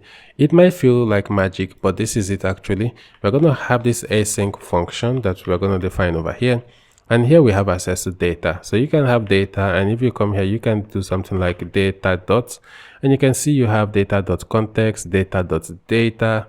So we're going to have data.data, and you say data.data, and then you say dot, you're going to have the type over here, and you see you have this here because it's optional. And if we get rid of this, now you're not going to have that dot there, that optional. So you see type is always going to be there. Okay, so I'm going to bring it back here, the optional, and rather than do data.data, we can just destructure data, and then we're going to change it to data.type, as we lay out this function. So what we want to do, let's check if data.type. So that means the user is actually going to search or wants to search by specific type. So we're going to say if data.type, or we can also like destructure deep into data. Here we want to return our DB, so we'll call DB dot select and select from where. So that's how it works. We're going to say from, and from what table. You need to pass in the jobs table, the job schema in here. So now it knows, and from job schema we want to select from job schema. Then we're going to add our clause. So we're going to say where, and then we need to have the equality sign here. So where equals, and then the comparison where the jobs.type is equals to type like this. And you don't say equals to like this, already into the equal. So you just say comma like this, and then where is equals to data.type like this. So let me format this so it's easier to read. Just give me a moment. I try to format it and it unformats itself. And I'm going to bring this down, and I think that's okay. And last thing we're going to do, we also want to order in descending order created out. So we're going to say .order by like this, and then we'll pass this, and then we're going to say jobs dot created at jobs dot created at like this. All right, so this is our query that is going to get run when we call this get jobs function on the server side. Now over here, we are going to get access to we are returning this. So what we can do after this if check, so maybe the user isn't going to have like this check over here, this type in maybe the user is not going to search by type. So what we are going to do here, we're going to return the db.select, and we're going to say .from, .from like this. I want to select this from jobs here. I want to order by like this, and then we're going to pass the jobs dot created at over here. So that's everything we need for now in this setup, but we have this function, we aren't making use of it yet. So here where we have the route, we're going to call this in the loader. Okay, so we want to call this in the loader, and we're also going to validate the search because this create file route has other properties that we haven't taken a look at here, as we can see. So we're going to start with the validate search over here, and this validate search is also going to take in the search schema. So we're going to pass the search schema over here, and you might be wondering, well, what is the use for this when we are already doing this here? This validate search we are having here is going to pass and also validate the URL query string on every navigation. So it's going to check something like if type is going to be equal to invalid. Let's say invalid. Let's say this type is not something we have defined. It's in the URL. The validate search is going to strip it, and only known values is going to pass. So that's why we have this validate search over here. And then we're going to come here and have the loader just like this. And this loader is going to be in this async function. I'm going to explain it in a moment. And yeah, so we need to return something in this async function. I'm just going to move this to the top while we have the component here. It's easier to read. Even though the order doesn't really matter, but just having the component here says this is like going to work first before we have the component. Just a nice mental model here. Now this here is going to take in what? So this loader is going to take in the location. So we have access to the location here, and I'm going to explain everything happening here now. Now we have this loader, which, as I said earlier, is going to run on the server side, and the data is going to be ready here before the page renders. And what we're doing with this location here is always going to be typed from this validate search that we have defined here.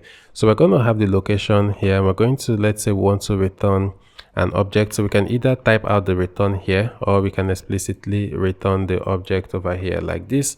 And here we're going to say jobs. So these jobs here, so the key, and what is the value?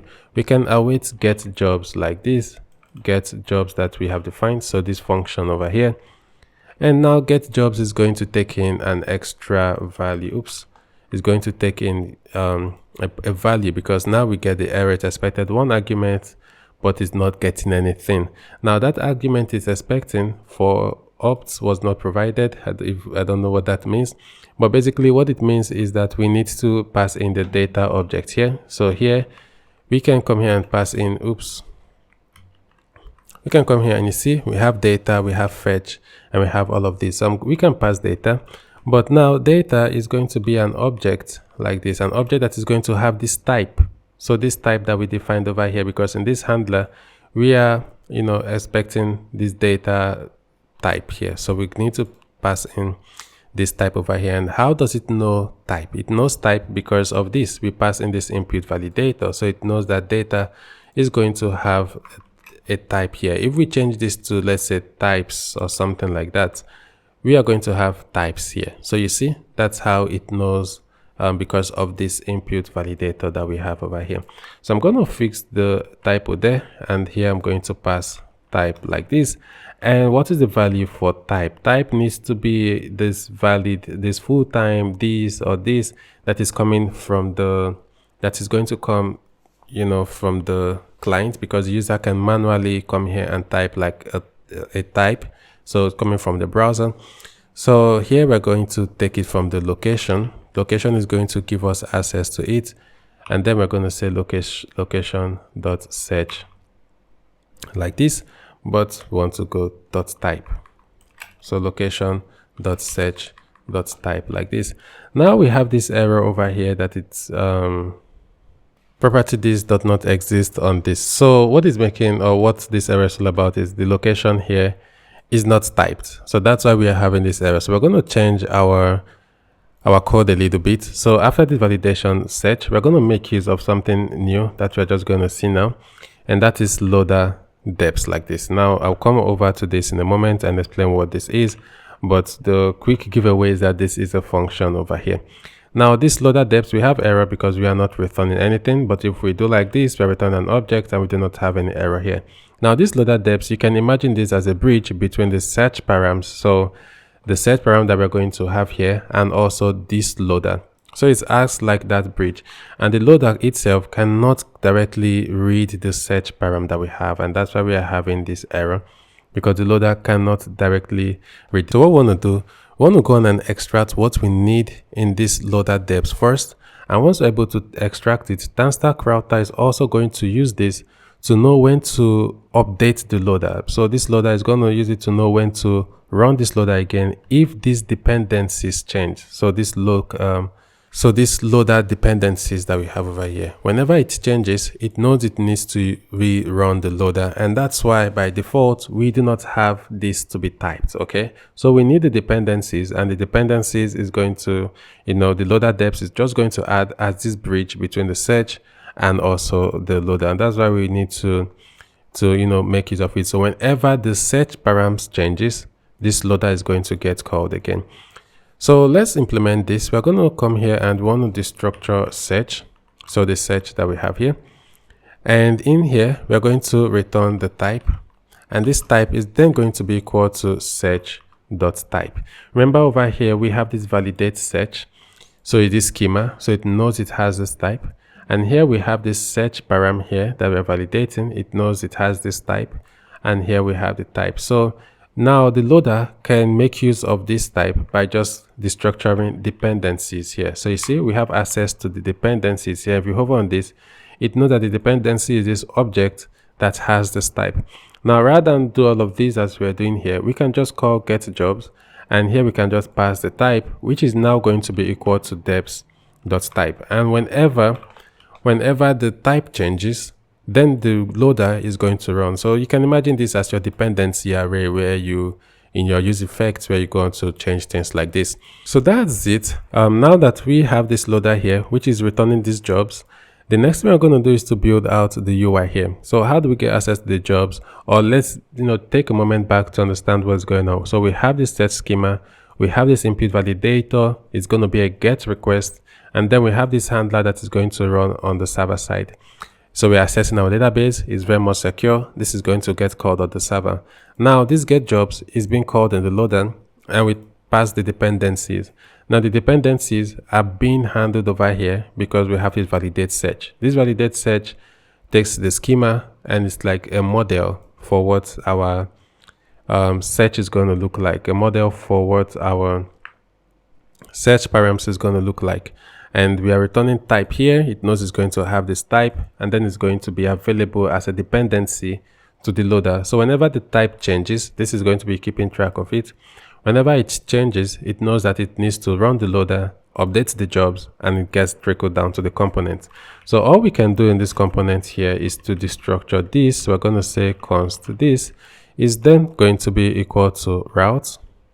And we're going to call route.useLoaderData and use loader data just like this. We have seen this before, I guess. And here we're going to destructure jobs from here. Now, if we log jobs to the console, we're going to see we do not have any jobs yet because we haven't created any. So I'm just going to log this to the console and save this. And if we run our application, oops, pm dev like this, and then we come here and give this a refresh, we're not going to see anything. Jobs is just going to be an empty array. So it's going to be an empty list over there. Okay, so let's give this a moment and it loads up. Just give this a moment for our UI to load. We see this and we see jobs is an empty list over here. Cool. So now we're sure that we are correctly fetching the jobs and we are passing it over here. How about the search params? So how about like type is equal to invalid or type is equal to full time? How do we get access to it? We can also get access to the search by making use of the route.useSearch over here, just like this. And this is going to give us access to it. And if you hover on this, you see it also has a type here, which is pretty beautiful, and how we get full type safety without having to write too many TypeScript code. And next we have navigate, and navigate is going to be like route use navigate. Okay, so we want to navigate programmatically. We are going to make use of this. And yeah, so we're going to use this as we go. Okay, so now let's have the types definition here. So const types is going to be equal to this list. I think we can already bring it in here to save us some typing time, and then we can fully focus on building out the UI of the application. So I'm going to leave the development server up and running so we can see the application updates as we build. First, I'm going to show the total number of jobs that we have in the application. So here we have these browse jobs. Next, we're going to just display the length of jobs that we have over here. So I'm going to bring this in and replace the content that we do have here like this. Now, if you save this, you're going to see browse jobs and 0 listings. So as we create jobs, it's going to update. Now we want to have the type save filter bar. So we're going to have the URL search params that are also fully typed. Okay. So here I'm going to display just after this div. I'm going to display these over here, and we are missing an extra div. So I'm going to cover this up here just like this and save this file. And now we see all, which for now is just a button, and on click it calls this navigate here, and it doesn't like add any search over here. So let's continue. Now we're going to map through the different types that we have over here. So all is the default. It's just going to navigate and add search to an empty object. So that's why we do not see anything here. But then we want cases where we're going to navigate to these different types. So it's going to navigate to /jobs. So if I hover here, it's going to navigate to /jobs, still this route, but then we can add things like the search params over here. Now, what search params do we want to add? So let's bring all of these in, and just after this button that we have here, we want to have the rest here. So we're going to have this type here, and the type is going to be equal to type as the key for React.js, and on click we can navigate and we pass the type here. So we're going to see that in a moment, and then we have this JSX here that goes on to, if it's the active type or if it's not the active type. Now I'm going to save this. We see different types here, but once we click this, you see we have this type is equal to full-time, we have the type equal to part-time, we have the type equals to contract, and this just refreshes or cancels everything. Now we're going to have the job cards, and it's quite a lot as well, but I'm just going to bring it in to save us some typing time, and we can just focus on the course. Okay, so after this div over here, I'm just going to bring all of this in. It's quite a lot, so I will give you some time to pause before we continue. So oops, I think we have one too many. Okay, so this is it. We have yeah, maybe I just zoom out a tiny little bit. Yeah, sorry about that. So that you can just maybe pause your screen and go on to write out the JSX that we have. Okay, so I think that's enough time. I'm just going to zoom back in, and yeah, let's continue. So we're mapping through the list of jobs, and this link over here is going to take us to the job ID, which currently for now we do not have like any jobs. So this jobs.map over here is not like going to display any data because we do not have any job yet. But once we do, this is going to take us to the job ID page that we have created, and you see how we are navigating over to that page. So to /jobs and /this, and this page is going to retrieve, so the job ID page is going to retrieve the ID from the params. As we see here, we already have this job ID, and then it can in the loader make a search in the database and return details about the job that is going to be used over here. So that's the connection, and now we display things like the job company name, the location, the title, the salary, and if there are no jobs, we're going to see no jobs found for this filter. So that's if we have a job. Okay, so I'm going to save this, and we see no jobs found for this filter. Oh, okay, so this is actually outside the map. Yeah, so I think this would be nice to have it like inside here, but it's totally okay. Okay, so now we have this. The next thing we're going to be working on is this job ID page where we can list out the details of the job. I know we haven't created a job yet. Yeah, so rather than work on the job ID page, because if we come over to job/2, we would be able to yeah, see this job. But since we do not have any job yet, it doesn't make sense to work on this page. So I think we should work on this job/new page next. So let's work on over here where we have the routes, the jobs, and then the new page. So this content over here. Okay, so now let's work on this job new page. So I think what makes sense is whenever you create a job, you want to be able to navigate over to that job. Okay, so something like a use router hook that we had for in React.js. So this over here, navigate, doesn't programmatically navigate to, it goes on to update, give us access to updating like the search params, the query params, and stuff like that. But now we need to navigate. Okay, so we're going to be working on this new page, and I think we can get started by, we already have the route definition, and then we have the components over here. Yeah, so this over here, we can get started here by returning this JSX. So let's start with the JSX over here. So here I'm going to just have this and close this up over here. So close this div, and once we save this, we see post a job over here. Now I think we should start by defining the schema. Yeah, I think we should start by defining the schema. We do not have like a way to create a job or the function to create a job yet. I think we should actually get started with the function. So the function of creating a job is going to be a server action. So as we have seen, we can make use of the create server function right in here, but we can also do this in a separate file. So we're going to come into the source folder, and let's create a folder that we can call server or anything that you want. And in here, we want to call or create the jobs.ts file. Now this over here, we're going to import the create server function, createServerFn, which is going to come in from TanStack React. And then we're going to import the DB, which is going to come from DB. And then we need to import jobs, which is going to come in from the DB jobs. And then we want to import, here, get current session from our lib get session. And lastly, we need to import Z from Zod, because whoever is creating a job needs to be authenticated as we have in our UI. So this get current section, we're going to make sure that whoever is calling this has a current session from start-authjs. Okay, so how do we go about this? First, we're going to start with the schema on what a job is going to need. So when you're creating a job, the required parameters. We're going to build this with Zod. So we're going to need a title, also a company, and this is some validation, like title must be at least be 3 characters. Say with the company name, the location, the type, the salary range, the description, and also the contact email. Now we're going to create the server action, and we're going to export const create job. This is the server action. And we're going to make use of create server function like this.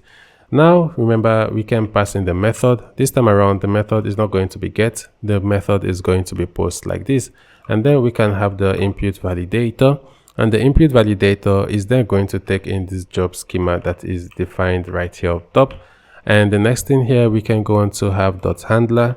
And inside the .handler, we're going to have the async function here, where we can get access to the data. And this data is going to be like this object where we can have these fields that we have. So if you say data again, You're going to have the company, the title, and all of these over here.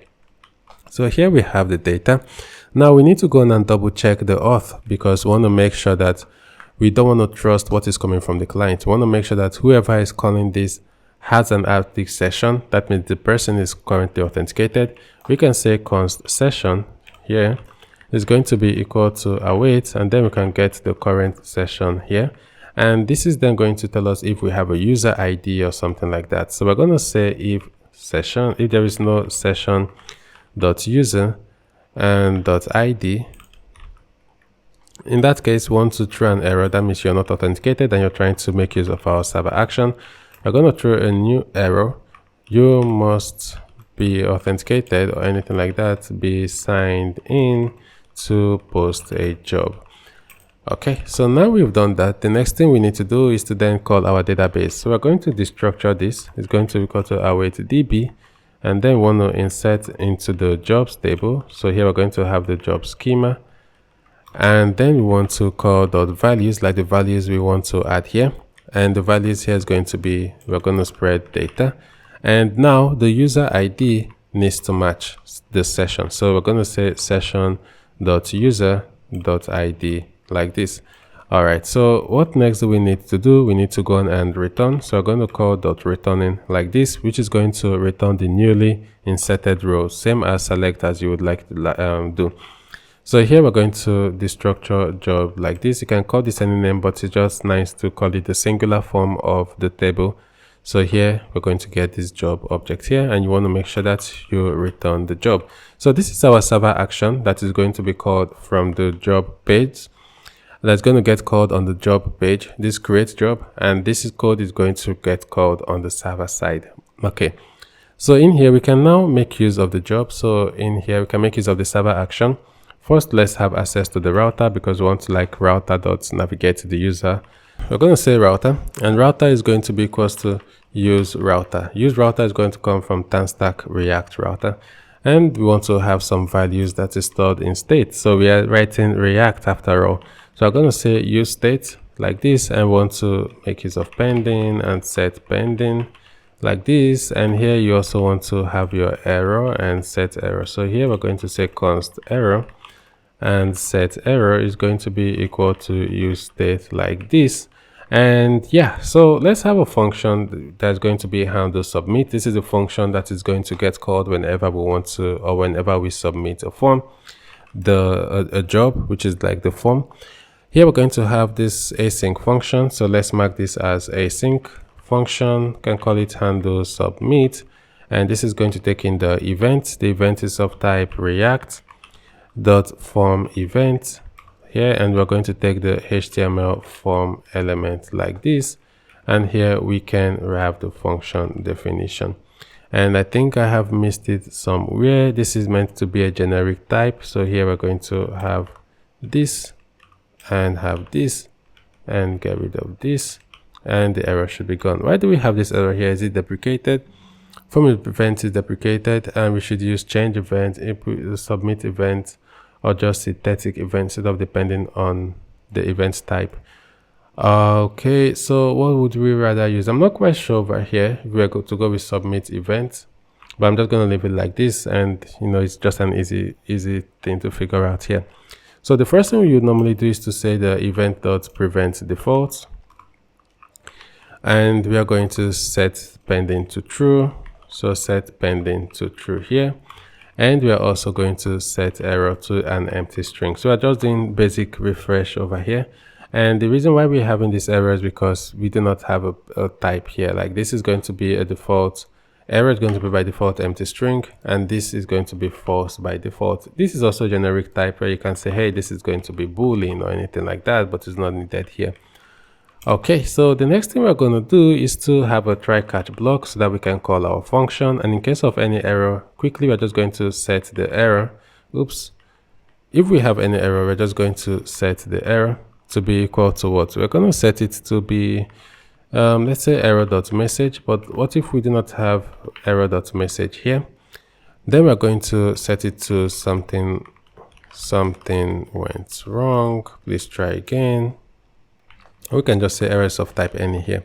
Okay, so now we're also going to have a finally block, so we can just reset things. And in the finally block, we want to set pending to false. So if we are successful or we have an error, we want to set this to false.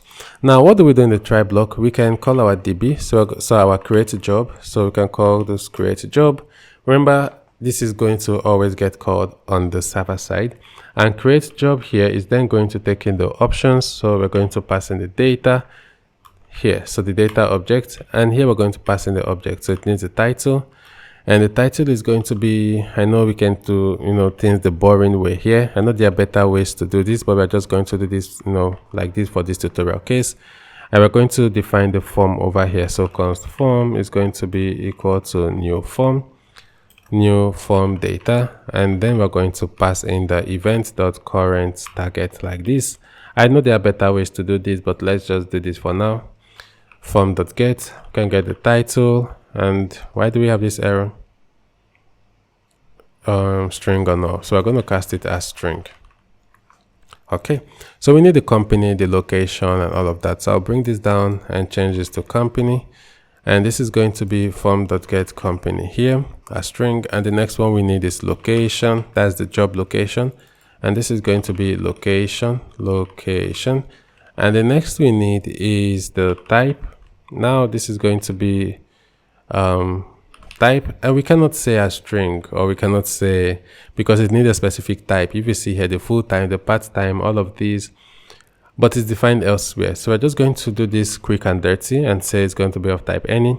And after type, we have the salary, and the salary is also going to be salary. And the reason I'm doing all of these like this or casting this to this, because I'm sure we all can figure this out, right? Because this isn't core TanStack or core React. This is just core programming on how you plan to get your form data or stuff like that. And now we have the description, and this is going to be the description. Hope I don't have any typo. And the last we need is the contact email. So contact email, and here we're going to have the contact email as string over here. Now we are done. We need to redirect the user. Let's say everything was successful. We need to call the router and router.navigate here. And now we're going to take in the options, like where do we want to navigate to. We want to navigate the user to, and to where? To /job. So these are the different routes we have, /jobs like this. Now this is the function handle submit. We then need to make sure we are calling the handle submit over here. We need to define the form. So after this h1, let's say we have an error first. Let's handle the error case, and we're going to drop this in here in case something do go wrong. We're going to have the error defined here. So let's save this. We would not see this for now, so I'm also going to refresh this. Now I'm going to bring in the form. Yeah, it's quite a big form, so I'm going to bring it in chunks, just gradually here like this. You can also make use of Zod, React Hook form, all of those here. Okay, so here the form is closed. So let's go through it gradually. We have the handle submit function we have defined here. It's going to get called with the event, and we have some class names, and we have this div with the job title here, and this is the input. It's required. Okay, so the name is required. We have this placeholder here, and once we save this, we are going to see this over here. Now after the job input, we have the next one. So I'm going to bring this in. It's going to be grid calls 2. So I'll just copy this like this, and I'm going to drop this in here just like this here, and then I'll save this. So I'll just make this a little bit smaller so it's easier to read. So I just had to give you some time to pause so that you can write out the JSX over here. But then we have the company and then the job location. And after this, we are also going to have the same, but this time around is going to be for the job type and also for the salary range. So let's just come after this div over here and let's drop this in here. So the job type and also the salary range here. So please, I'm sorry we're doing this like this. I'm going to set for a more efficient way, but you can take the code from the GitHub so that it's just easier for us. So I'm going to save this, and we're going to see the type. So we have this and also the salary range. Don't forget over here we have the name, we have the value So all of these are really important, and these values over here has to match the value that is required in our schema. Now we're going to end this by having the contact email as well as the job description. So when you're creating a job, you need to provide these. So right outside this grid over here, we're going to have another one here. So I'll drop this in so that we can have the contact email and also have the job description. So I'm going to save this, and now this is what we have for the contact email and also for the job description. And lastly, we just need the submit button to go on and submit the form. So it's going to be after this div. I'm going to paste this in here, and this is the submit button here. And we can save this, and now we see post a job. We get our validation errors if we try to submit the form, which is native to HTML. Okay, so now we have this. We are going to try to submit the form, and once we're able to submit the form, we can go back to the browse jobs page and make sure we have it done. So the job title here, we're going to say senior, let's say senior front end, and the company here is called with lari. The location, let's say remote. The job type full-time. Let's say the salary range is 40K. And the contact email is it's laribright@gmail.com. And the description here is let's say front-end developer. Let's say front-end developer. Anything like this is going to work. Okay, so now let's hit on submit. We have this error that origin string too small, minimum 20 for path description. So we need more description. Let's say front-end developer with React.js skills. Now once we submit, this is going to clear. We see posting, and once it is done, we are going to get navigated over here. This is pretty much cool. So we have this job card here. It takes us to the job ID page, and if we check your Neon database over jobs, we should have one job over here. You can just refresh this somewhere here, and you have one job being listed here. So it's cool that everything is working as expected in our application, and we need to work on the which page? My listings page. For now, we do not have this done. If the user comes over to browse jobs, they come here, and once they click here, they go over to the job ID page. So this is the page that we actually wanted to work on before we worked on this feature. So I'm going to close others, and we're going to be working on this job ID page next. Now this job ID page, we have the ID over here. We need to make use of the ID to, go on and fetch the data. Again, we're going to have the server action to fetch the job details. So const get job.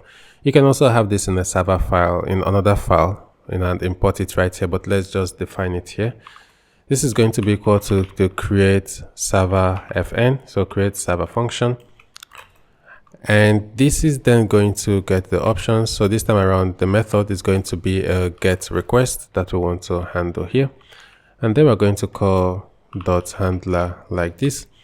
And over here in dot handler, we can pass the validator. So we need to also pass the validator to fetch this. Now for the validator, we just need the ID. So we're not going to make use of Zod here. So let's first have the validator. So the input validator here, and it's going to take in the validator input. Now I'm just going to bring this down so it's easier to read like this. And here we're just going to return, oops, so it's formatted again, but we just want to return a function that is going to take in the ID of string. So here the ID, and then we are going to return what? We're going to return the ID here. Okay, so this all that's happening. This ID here is of type string, so it says unknown. Let's cast it to type string over here. And then the handler here is then going to have this async function, and we need the data like this. So here we can have data, and we know if we say data dot data is the ID. Okay, so data here that we have is the ID. So we're going to rename this data to ID like this, and here we're going to have the function body here. So what do we do in this handler? We're going to fetch the data from the database. So we're going to say const, well, I think we should bring it in. It's pretty much straightforward here. So let's bring in the db call. So we're going to bring it in like this. So we're going to get our results, which is going to be equal to db. db is going to come from the source db. And then we also need to bring in jobs, which is going to come from our schema.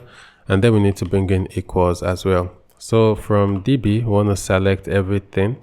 And then that's from the jobs table where this is equals to this. I want to limit 1 so that we get just one result, and the formatting isn't working for now. Okay, so we can check if we do not have any results. So for cases where we're not able to get the results, and this result over here, let's hover on it, it's an array. Okay, so we're going to say result like this. So the first element here, if there's no results, we are going to throw a not found error. Oops, not found route. So not found like this, which will come from TanStack React router. And this is going to create a not found error object that is recognized by TanStack router. And this throw this from the loader so action to trigger the nearest not found component. Okay, and you can also use the ID as it says over here. I can't find it, but it said somewhere you can use the route ID to target if specific routes. All right, so we have this not found, and then we want to return the result 0 like this. And this get job function, we're going to make use of it in the loader to fetch the job. So right here, where we have access to the ID, rather than going to just return the job ID we are doing here, we are going to be returning the job here. And the job is going to be equal to await get job like this. And then we are going to pass in the data here, which is going to be the ID. So remember here we have the job ID. So we're going to pass the job ID in here as the data. Okay, so we are returning this object with the job. That means here we are going to then get access to the job, no longer the params. So we're going to say route.use loader data. So use loader data here because we want to get access to the job over here, just like this. And now we're going to update the JSX here. Now, in case we're not able to find the job here, we have this loader here. We have also seen this validate search, which we are not making use of here in this component. So I'm just going to just leave it here for demo purposes. But we can also find something. We can also add something here, which is this not found component. Then we're going to have this function. Now, what is this not found component here? It's going to render when the loader throws not found. So when we throw not found here, this is the loader component this is the component that is going to get shown. Okay, so this is going to be scoped only to this route, yeah? And the 404 page is then going to handle every other not found exception or things like that. But this here is scoped only to this route. So in that case, we want to render this over here. We just want to show this component over here. We're going to try it out in a moment, but for now we need to return. So I'm just going to replace everything we have here to this so that we can return this JSX.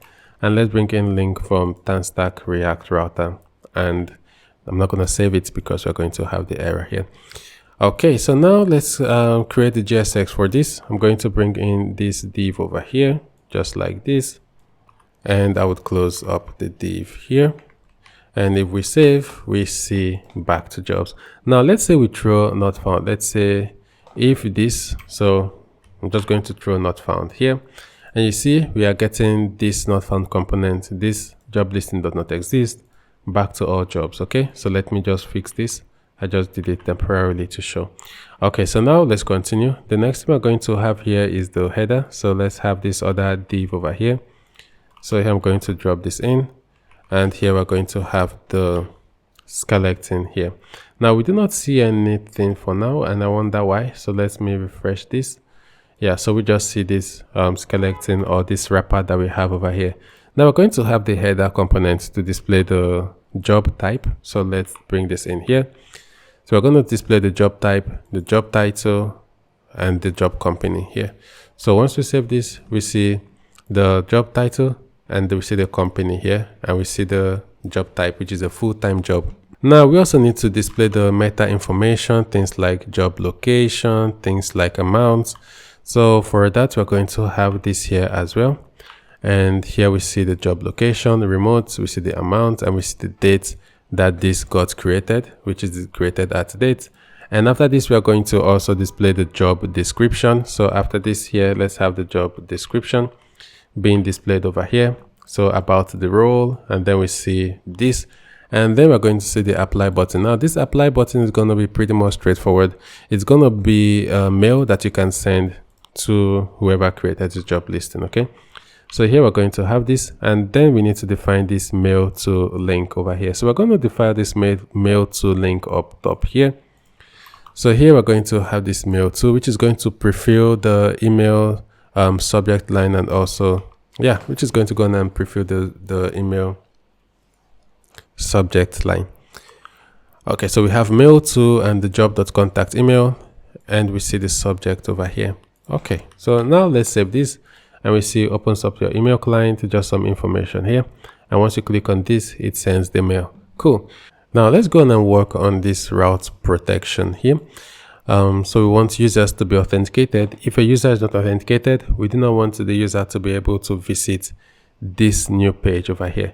So what we can do, if we come over to the job new page, so here where we have the routes and the job and this job new page, there's something we can do over here.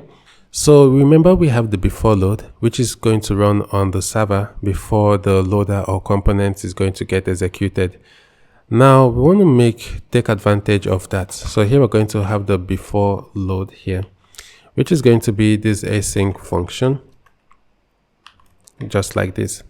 Now the reason why we are doing this here is because we know, as we said, it's going to run before the loader or even before the component is going to get rendered here.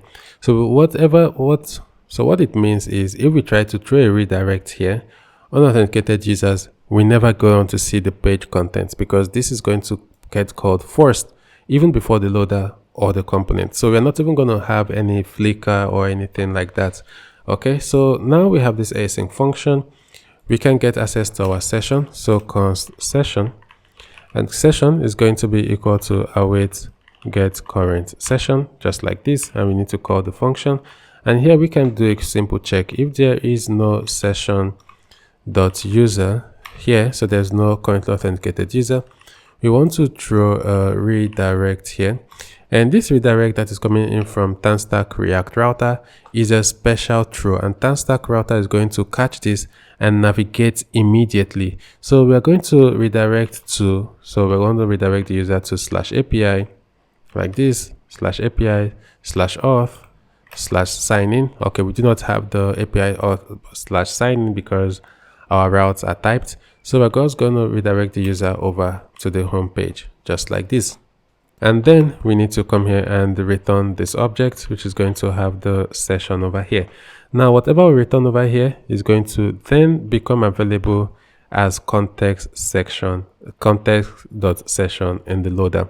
We can just see a demo here. So if you have your loader here, just like this, and then you have the async function here like this, and here you want to, let me just fix this typo, and here you want to go on and destructure session context, and this context, you see, if you come one level deep into this context, you're going to have access to this session. So that's what I mean by whatever you return here is going to become available as context.session in the loader. If you get rid of this session and say ID, this is going to, why do we have this error? No value scope ID. Yeah, because let's say ID is 2. Now this is not going to be available. This here, we can now have ID and session. The reason why we have session here in the loader is because of the work we did previously. So let's come back here real quick. So remember the roots here, this that we did set up here, where we are returning session beforeLoad. This is going to be available right inside any of this root component, because this is like the layout component. If we for a moment just get rid of this session and return ID, so you see we already have an error here because this session isn't coming in from anywhere, it doesn't know. So over here, that's why we are not, that's why we didn't have the error that we, initially over there. But on the norms, if we didn't have that, then this session here would also not be available. So I'm quickly going to revert to this because we don't want to return ID, we want to return session here, and this is not going to need it anyways, so we can just close here. Now we're going to sign out, and if we try to access this new page, I'm going to hit on sign out. So I'll hit on sign out, and then we are signed out. I'm going to come over to /jobs/new, and if we come over to /jobs/new page now, you see, we instantly get redirected to the home page, and this is on localhost. This isn't like the build, the server-side build. This is on localhost, and you see how quick, how instant that, you know, this is. Now let's authenticate back. I'm going to authenticate via GitHub, and once we're authenticated, we can visit the new page and create the job listings. All right, so you can see, come back to post the job, and everything works as expected. Okay, so now we also need to protect the dashboard route as well. So we can just copy everything we have written here to protect this page, so this listings page. And let's come over to the dashboard. So this page over here, we are just going to come right here where we have the component, and we are going to drop this in here. Definitely we have this error, imports error, so let's bring them in. And we also need to bring in redirect from TanStack React router, and this dashboard route as well is now protected. Okay, so you might be saying, why are we doing things twice? Because we are protecting the page, and we are also protecting, if you come over to this server function here, we are also protecting this. We're also protecting our server actions here. Now, beforeLoad just does one thing. It's going to stop the page from rendering from unauthenticated users. It doesn't stop them from somehow having access to, you know, calling this function over here. This auth check that we are doing right inside this create job handler is going to stop the database write. Even if someone finds a way maybe to bypass the URL, making use of CURL, or if someone tries to bypass the UI, so maybe the person is using CURL or making use of Postman or Swagger, whatever, they should not be able to call this function. Okay, so both layers are needed, and this is how you can go on to achieve depth independence in your application. Okay, so now we are going to start from this job server action that we have over here, because we need two more actions. First, we want to get the jobs that are unique to this user, and you also want to go on and have a function that deletes the job. Okay, so I'm going to bring this in. We have done this so many times already, you know, making use of this create server function.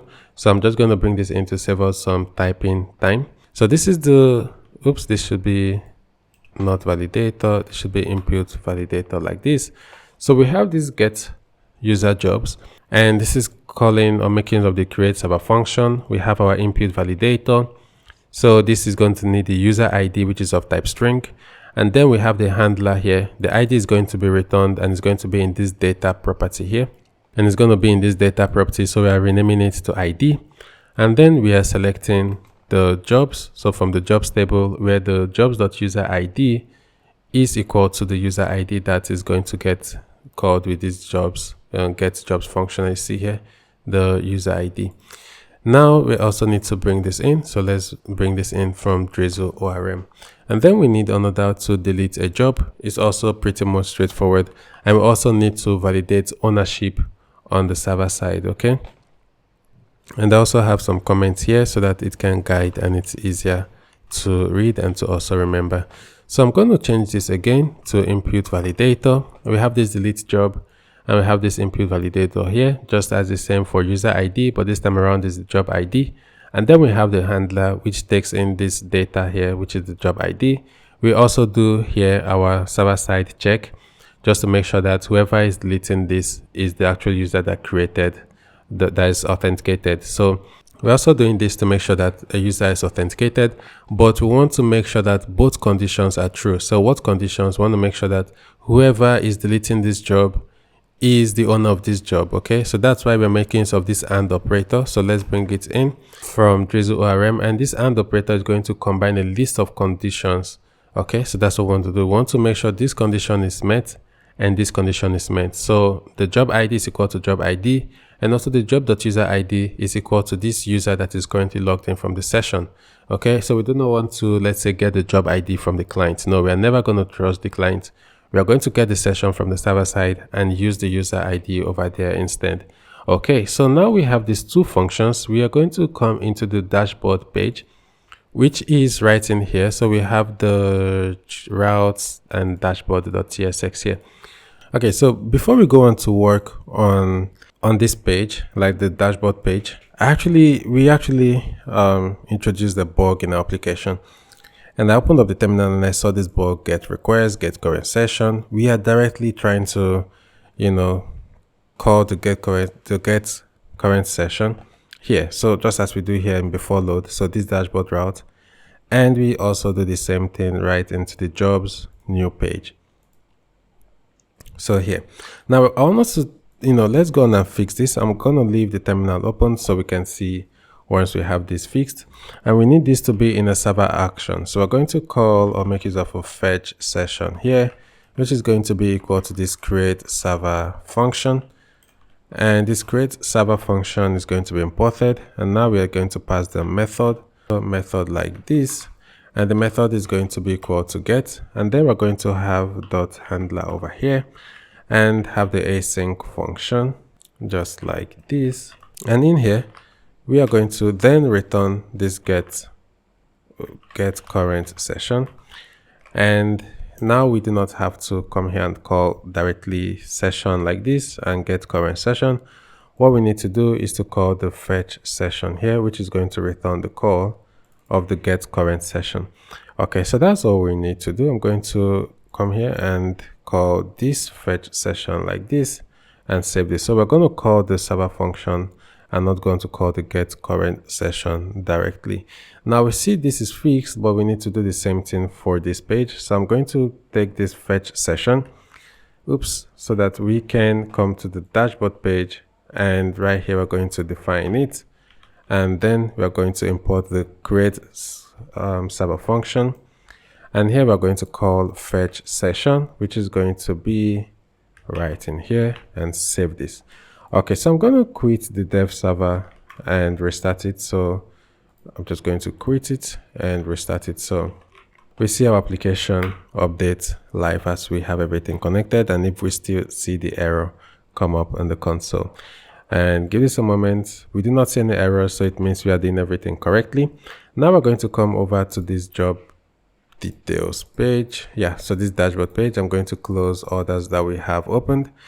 And so we can focus on this. So now we need to fetch the data on the loader. So just here, we're going to have the loader. And this loader is going to be this async function like this. And remember, we have access to the context here. So let's get access to the context. And in the context, we have access to the session object. So here we're going to check if there is no session. But first, let's get the session. Session is going to be equal to await, and then we're going to call nope, we already have the context, so we don't need to await the session. So over here we're going to call user jobs like this is going to be equal to await get user jobs, the function, the server function, and this is going to take in the data, and then we're going to pass in the context dot session dot user dot id dot user dot id like this. Do I have a typo here? So user dot id, this is meant to have like this, session dot user dot id here. And why do I have this error? Context dot session dot user is possibly undefined, so we need to add this here. We need to add this here. Okay, so I'm going to get rid of this. Okay, so now we have the user jobs. We're going to const jobs, want to return it in this object. So jobs is going to be equal to user jobs like this. And why do we have this error here? I'm trying to redeclare. I'm saying user jobs and I'm trying to return, because I'm using const. So this should be returned over here. So I'm going to save this file and this should refresh, but we're not displaying any UI. So let's retrieve the jobs and also have the router in here. So here we're going to get the jobs, and we're also going to bring in router from use route. And remember, to get the jobs, we're making use of this route definition dot use loader data. And now we save this. We do not see any change yet. And now we're going to have the handle delete function, which is going to get called from the delete button. So we're going to have this async function handle delete, and this is going to get called with the job ID. The job ID is going to be of type string, just like this. And here we're going to first of all check window.confirm object. So we're going to have the confirmation to delete. So if confirm, and then we're going to add a message over here, delete this listing. And this confirm is going to return true if the user goes on to accept. So if it is false, we're going to return, we're not going to continue with this function here. And the next thing we're going to do is to then await the delete job. Let's say the user confirms and it is true. Then we need to bring in delete jobs from our server. And this is going to take in the data. So here we're going to pass data, and data is going to be equal to the job ID here. And we're going to return router and router.invalidate. And what does invalidate do is new. Router.invalidate is going to rerun this loader that we have defined over here. So it's going to rerun the loader and also going to then refresh the user jobs, return this object again with the updated jobs. And over here we have the jobs and we can update the UI. So that's all that is going on here. And talking about the UI, I'm going to bring in all of these just gradually so that we can build up the UI. And I'm going to have this here over here. So give me a moment. So let me bring this in, and we're going to update over here like this. Now let's bring in link. Link is going to come in from job/new. Let's save this and we see this update here. We should not have any errors on the console, and we don't. Okay, so the next thing is for us to map through the jobs and display the job over here. So we're going to map through the job and display here. So I'm going to have this here like this, and I'll duplicate this div. So here we just have the jobs map, which is going to display the card. I know we're making use of shadcn UI, but we do not use it in the project, but it's just nice to see how things